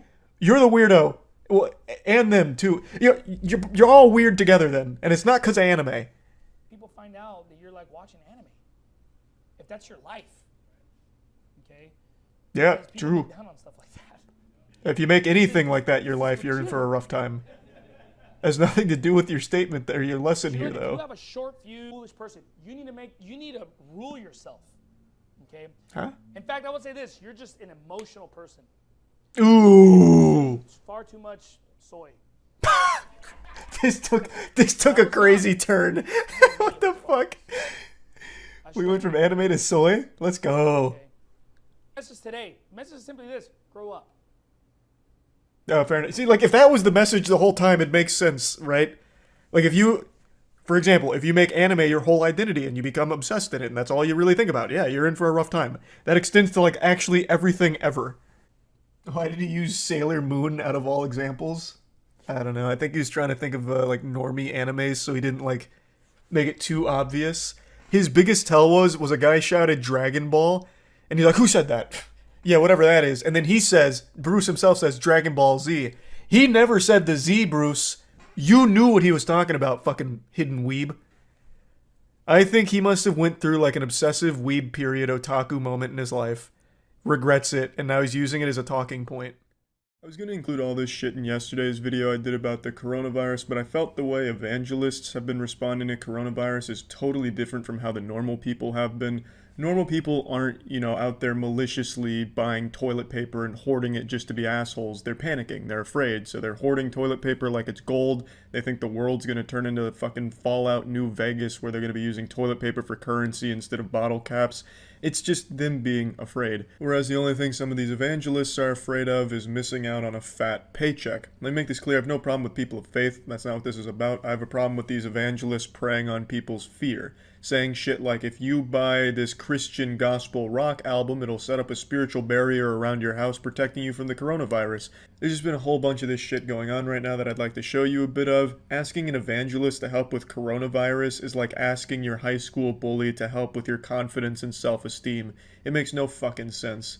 So we'll start here with Pastor Jim Bakker, who's out here peddling a silver solution as a corona cure. I also have no doubt that it's not even silver solution, it's probably just a bottle of his own urine. Also, they call him a pioneer of Christian television, and yet this shit broadcasts in like 144p and they still sell all their shit on VHS tapes. A real pioneer, real innovator. Can't wait to see what Jim Bakker's gonna do next. He might take Christian television all the way to a CD. This influenza that is now circling the globe, you're saying that silver solution would be effective. Well, let's say it hasn't been tested on this strain of the coronavirus, but it's been tested on other strains of the coronavirus and has been able to eliminate it within 12 hours. Yeah. Totally eliminate it, kills it, and deactivates it. Yeah. And then it boosts your immune system, so then you can support the recovery, because when you kill the virus, then the immune system comes into action to clear it out. So you want a vibrant immune system as well as an ability to deactivate these viruses. That's so good. Yeah, so these octogenarians hype up the silver solution like it's a goddamn panacea. This is just the stupidest shit. This is like me going on TV and saying, hey look, I have Phoenix Downs. They worked in Final Fantasy to revive people. They can bring people back from the dead in the real world too, I'm sure. They were selling these for around $125, and enough people bought them to have it become a big deal, and now they're being sued as a result of this, which is great news. I think that's fantastic, but it's sad to know that there are people out there chugging bottles of silver solution as a result of this. They're probably doing shoeies of silver solution, fucking shotgunning it like frat boys with silver solution. Now, I'm sure you already knew Kenneth Copeland was going to be in here, the world's most famous asshole evangelist. Got in the plane that God so graciously gave us, we're flying home. As I was going home, the Lord, real quickly, he said, Jesse, do you like your plane? This is a conversation between Kenneth Copeland and his co-host Jesse where they're defending their private jets because people started to call them out on, you know, we're giving you this money and you're buying private jets. So they defend it, and it's some pretty despicable shit, honestly. I half expected him to start passing around his PayPal information and tell people that he started a fundraiser because the Lord said he needs more money for a bigger yacht. The world is in such a shape, we can't get there without this. That's right. We've got to have this. You can't manage that today. Right. This dope-filled world. Right. And get in a long tube with a bunch of demons. Right. That's exactly the And point. it's deadly. We're in soul business here. Right. This is what everyone knows Kenneth Copeland for. Him saying getting on a public airline is like getting on a long tube with a bunch of demons. Also, this man is the most demon-looking motherfucker on the planet. This guy looks downright evil. This is what I imagine Satan looks like in hell. But not only does he look and sound like he rules in hell, he fucking acts like it too. Again, getting back to the comment, you said that you don't like to fly commercial because you don't want to get into a tube with a bunch of demons. Do you really believe that human beings are demons? No, I do not. And don't you ever say I did. We wrestle not with flesh and blood, but principalities and powers. A brief glimpse of the hellfire and wrath beneath that mask. Pretty deplorable shit, but this has nothing to do with what he's doing with coronavirus. I just wanted to bring everyone up to speed, or just give you a refresher on the Kenneth Copeland lore from the old manga, I suppose. Here's the coronavirus shit. Put your hand on that television set. Yes, Lord. Hallelujah. Thank you, Jesus. Sounds like the world's worst ASMR. I also don't know what his hand is covered in, the old sacred semen there or something. Looks like he just dipped it into some candle wax. Thank you, Lord Jesus. He receive your healing. Yes. Now. Say it, I take it. I take it. I have it. I have it. It's mine. It's mine. This whole segment here reminds me of Squidward when he goes to be all alone and you keep hearing alone repeated in multiple different voices. That's this Kenneth Copeland coronavirus healing segment in a nutshell. Far be it from me to question how effective wet fingers can be when curing the coronavirus, but I mean, if you're not even in the same room with the wet fingers, I think the effectiveness of it goes down even further. I don't think putting your hand on a TV where Kenneth Copeland's hand is going to do much. In fact, you know, maybe that TV you're touching has coronavirus on its surface and now you just kind of fucked yourself and Kenneth Copeland hasn't healed you. He's fucking pranked you and given you the coronavirus. I mean, you're really taking a gamble right there. I thank you and praise you for it. Yes, Lord. And I forgive if I have aught against any. I forgive. And I praise you that I'm well and whole. I praise you that I'm well and whole. Yes. According to the word of God. According to the word of God. I'm healed. Yes. After this aired, coronavirus cases dropped to 0 and coronavirus stopped existing. And I consider not my own body. Yes. Consider not my own body. I consider not symptoms in my body. I consider not symptoms in my but body. only that which God has promised. Only that which God has. Only that what the Word has said. Only that what the Word has. And by His stripes I was healed, and by His stripes I am healed now. I'm not the sick trying to get healed. I'm the healed, and the devil's trying to give me the flu. Yeah, fuck the devil. At least this was free, I'll say. This was a free healing done through the television. At least he wasn't charging for it or anything, so that's good, especially considering everything else does have a price, like the silver solution. Alex Jones isn't necessarily an evangelist by traditional definitions, but he's also been going around saying that his toothpaste is an anti-coronavirus combatant. So this is being used by a lot of different people just preying on this panic, and I think it's despicable shit. That's it. See ya. I saw something really gross today that I just need to vent about. There is a pastor in Indiana named John Lowe II, which sounds like a generic NPC name in The Sims, and he went on stage in front of the congregation to admit to committing adultery 20 years ago, and received a standing ovation for his honesty. The crowd was cheering as if it was E3 and their favorite video game just had a sequel announced. A massive, uproarious round of applause. All because this guy publicly admitted to cheating on his wife.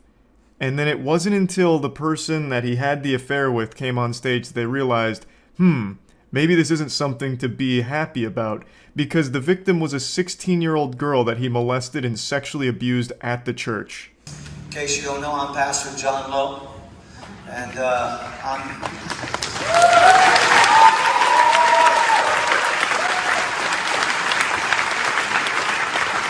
I already hate this shit. Pastors are worshipped more than Jesus, it feels like.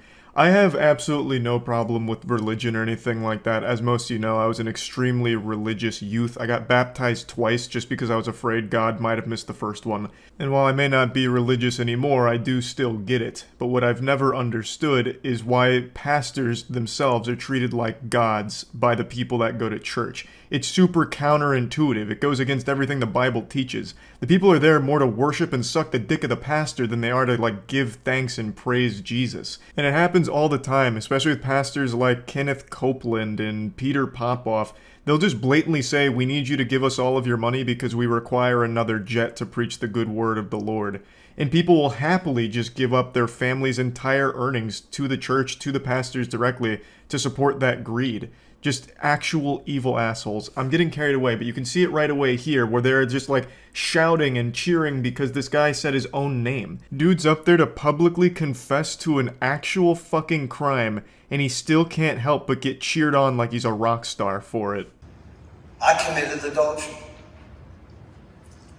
It was nearly 20 years ago. It continued far too long. It involved one person, and there's been no other, nor any other situations of unbecoming conduct for the last 20 years. Yeah, I highly doubt that last part from the confession where he says this is the only person it happened with. I imagine he's probably done this to multiple other victims, just a little sneaking suspicion. He's doing his best to tiptoe around the details here because he doesn't want to reveal that the victim was underage and how fucked up it all was. So he's being very careful with the way he describes the adultery. While applying church discipline for sexual failure, for repentance, confession, and restoration, I myself had not been disciplined for sexual misconduct. I will not use the Bible to defend myself or to beat you into scriptural submission. I'm not gonna lie, this part actually shocked me here, him saying that he's not gonna use the Bible to defend himself. That's like the number one thing the Bible has been used for hundreds of years, to defend some awful shit because of a disgusting interpretation of what the Bible says. And what's even more shocking is the way that he describes the Bible here makes it sound like it's a chair in the WWE. He says, I'm not gonna beat you into scriptural submission. Bruh, it sounds like some kind of promo material that Hulk Hogan would have said, hey brother, I'm gonna use the Bible to lay the smackdown on you at the upcoming WrestleMania Raw. Meanwhile, I hope you believe God called you here. Meanwhile, I hope you believe that God called you here, perhaps for such a time as this. To believe, to forgive, to heal, so that God can reveal His goodness to you. Man, what the fuck are you talking about? I certainly hope there'd never come a time where the Lord calls me into church specifically to listen to some bumbling goober confess to molesting a 16-year-old girl. Why would he want me to be there for that? Why would he want any of these people to go to church to listen to that? Because I know it wouldn't be for forgiveness. No shot. Absolutely not. And what makes me really infuriated here, and I guess I can't really blame the people, it's not their fault, but them just like agreeing with him saying amen as if he's making a good point. When he's saying, I hope you believe God called you here for a time such as this, so that way we can heal, forgive, and you might see His goodness. Phrasing it in a way where it's like, if you forgive me for my actions, then the Lord might be really nice to you in return. Can I get an amen, huh? You want a shiny new car? Well, you might want to forgive me for this crime. You know, the Lord might provide. I've committed to the Lord and now to you that I will submit to the process and recommendations of this board.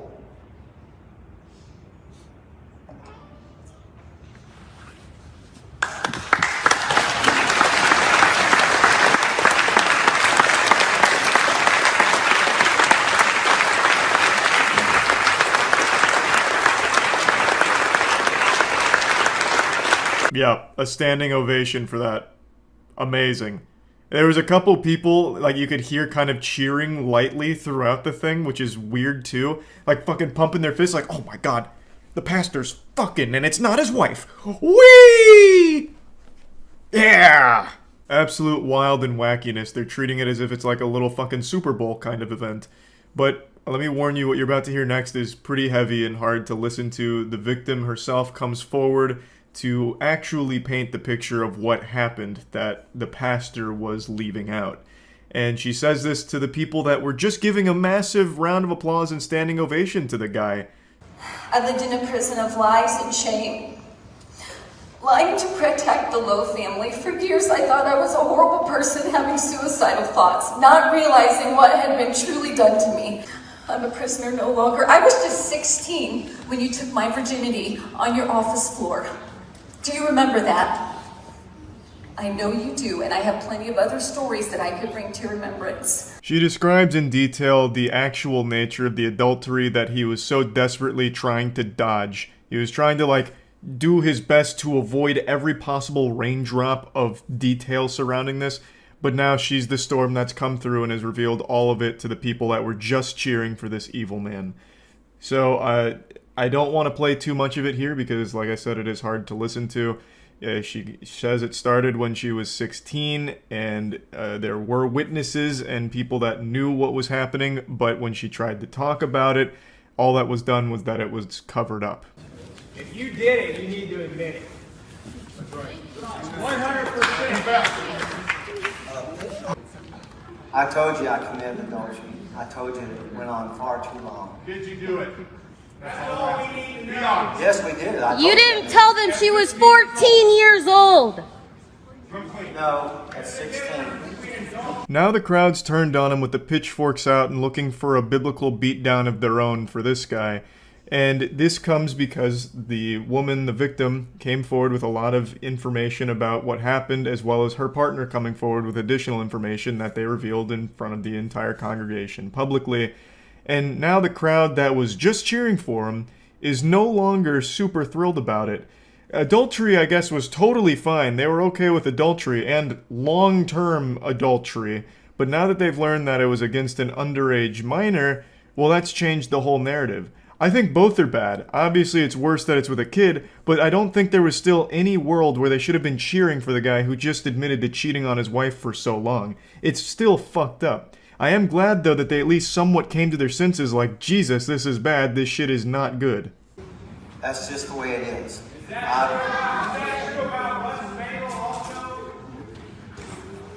It's not all true, but that did happen, yes. And all I can do is ask you to forgive me.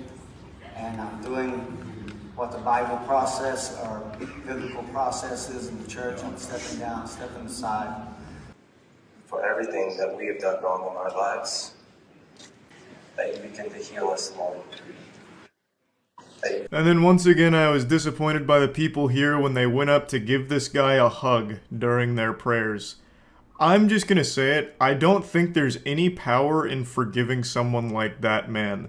That guy is a fucking monster. This went on for years, and it started when she was underage, and it was covered up. There's no power, and there's nothing righteous about forgiving an actual piece of shit like that.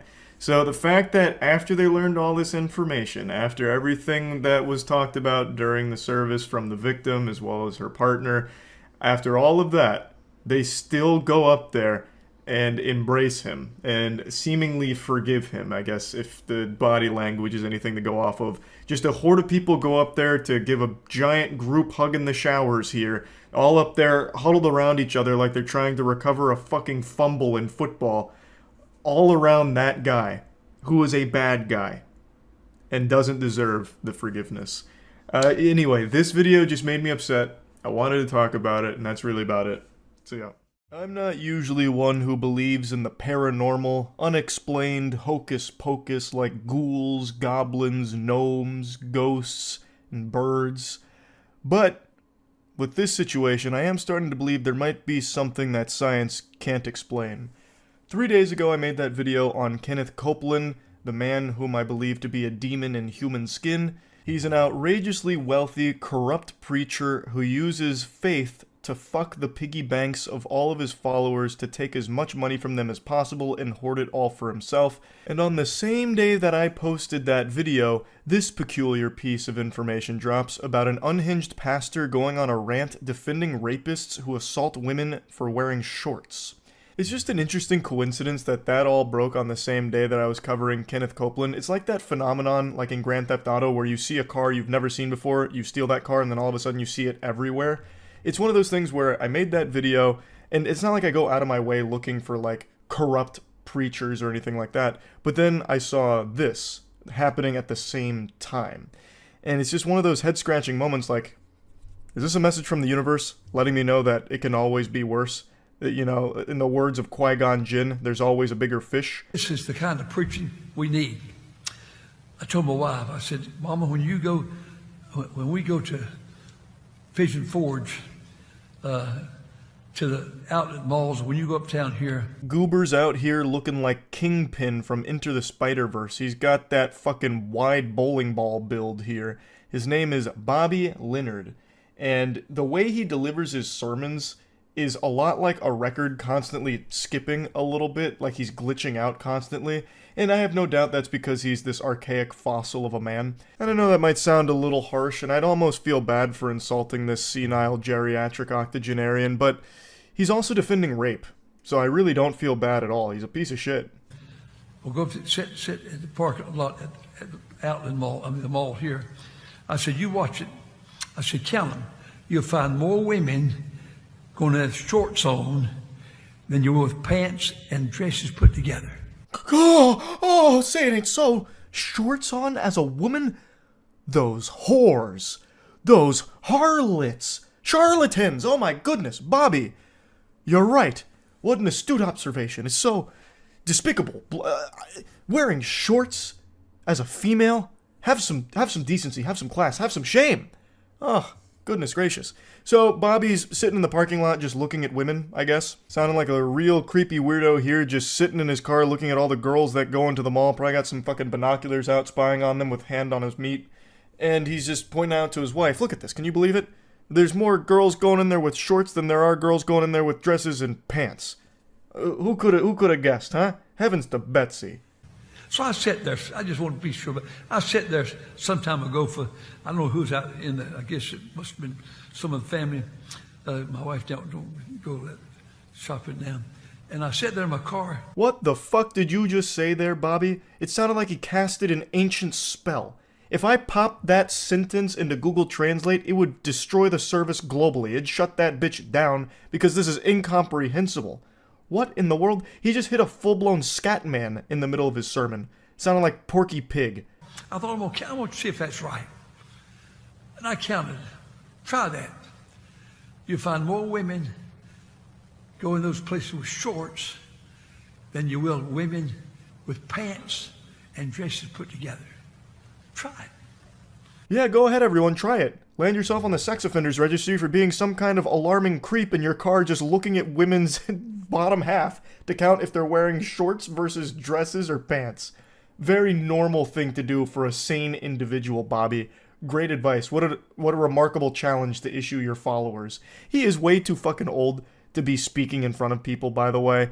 He actually talks as if there's just perpetually peanut butter in his mouth and he's struggling to get through the words so that way he could, like, enunciate them. It's brutal listening to him blabbermouth like this. If you got time, try it. Have your boy go up there and try it. Just watch for it. Have your girl go up there and watch for it. And you know, I used to say this. I haven't said this in a long time. You ready? I said, if you dress like that and you get raped and I'm on the jury, he's going to go free. You don't like it, do you? I'm right, though. I can't help you don't like it. I'm right. Because, you know, a man's a man. A man's a man. Jiminy Christmas. Bobby raping's his hobby, Leonard, just saying flat out with his whole chest, if a woman gets raped and he's on the jury and she was wearing shorts, he would let the rapist go free. What an outrageously evil individual you are, Bobby. What chapter of the Bible was this in? I don't remember this excerpt anywhere. When I first read these headlines, I thought it was potentially it being interpreted as a pastor defending rapists. But nope, he just outright says it. He's not beating around the bush. He's not trying to hide anything. He's going full mask off, just saying point blank that if he is on the jury and a woman gets raped and she's wearing shorts, Bobby would let the rapist go free. What a dangerous thought process that is. He just believes that men are going to rape a woman because she's in shorts and that they're justified in doing so. This leads me to so many questions I'd like to ask Bobby on a personal level. For instance, how many women have you sexually assaulted because of their clothing choice, Bobby? That was probably too many words. His brain can't process all of that. Let me break it down in simpler terms. How many women have you raped, Bobby? I feel as though the only people that would ever defend a heinous action such as rape would be a rapist. Like, I don't think you have many rape allies. And meanwhile, Bobby Leonard here, in front of the entire church service, takes time to justify that. So that is really alarming shit. I don't know how this plays into Christianity at all. I don't know why he would say any of this during a sermon. I don't know what he expected to happen. Like, I was with my wife the other day looking at girls going in the mall. They're all wearing shorts and stuff. And you know what? I used to say this. I'm going to say it right now. If a woman's wearing shorts and she gets raped and I'm on the jury, that man's going free. Can I get an amen? Hey, what are all these boos for? When I was a boy, 85 years ago, 80 years ago, I was raised in Martinsville, Virginia, partly in Moxfield, North Carolina. Listen, I don't remember women wearing anything but dresses. So what, you senile worm? It doesn't matter what a woman is wearing, she shouldn't be raped. Rape is bad no matter what. There's no justifying it, you absolute fucking scumbag. Back then, well, anyway, I want you to go home depressed tonight. I'd rather go home encouraged, but I want you to go home wanting to serve God. But it seems that it seems like we've paid no attention to God. Oh yeah, this is all about God at the end of the day here. Yeah, I'm sure this whole little tangent you're going on is very biblical. You know, the Lord was famous for justifying rape. You know, in fact, it was the 11th commandment that unfortunately Moses just left at the top of the mountain. Thou shalt not rape unless it is a woman wearing shorts. Am I right, Bobby? Isn't that right? And the Bible says sometime that people think God has delayed his coming. And so as a result of thinking God's delayed his coming, they begin to eat and drink and be drunken. And it seemed like right tonight, if all of our people, everybody comes to our church thought that Jesus was coming Friday night, Saturday morning, you think they'll all be here? What are you even saying? Are you drunk? Are you overdosing on Xanax? What is going on? There wasn't even a coherent thought in that entire, like, long fucking slurred speech there. That was actually nothing. It was a whole bunch of gobbledygook. There was nothing there. They're just letting anyone be a pastor these days, I guess. It's actually super interesting that the only time he's even lucid, like the only time when he's talking that makes any sense, is when he's saying that if he was on the jury and a woman got raped wearing shorts, the man would go free. That's the only thing he actually said that he didn't stumble his way through the statement of, saying a man's a man, a man's a man, so he would let the rapist go free. Maybe it's because that's the only thing he truly believes out of everything he was spouting during the sermon, so that's the only thing he was able to deliver with conviction, without just like falling and stumbling his way through his statements. It's horrifying. What a fucking sickening individual. Now, he did respond to the backlash, basically just apologizing. He said, "I am sorry for any hurt, I was wrong." So extremely concise, and I feel as though he's not sorry, he just doesn't like all of the negative attention it's brought to him and the church. Also, apparently the way he apologized was by putting it on their sign out front, so like the fucking billboard, "I am sorry for any hurt, I was wrong, Pastor Leonard." Literally has it like a new McDonald's item that they put on those boards out front of McDonald's. That's where he posted his apology for all of it. Again, I don't think he's remorseful even slightly. I think that's what he truly believes. He is a piece of shit. That's really about it. So yeah.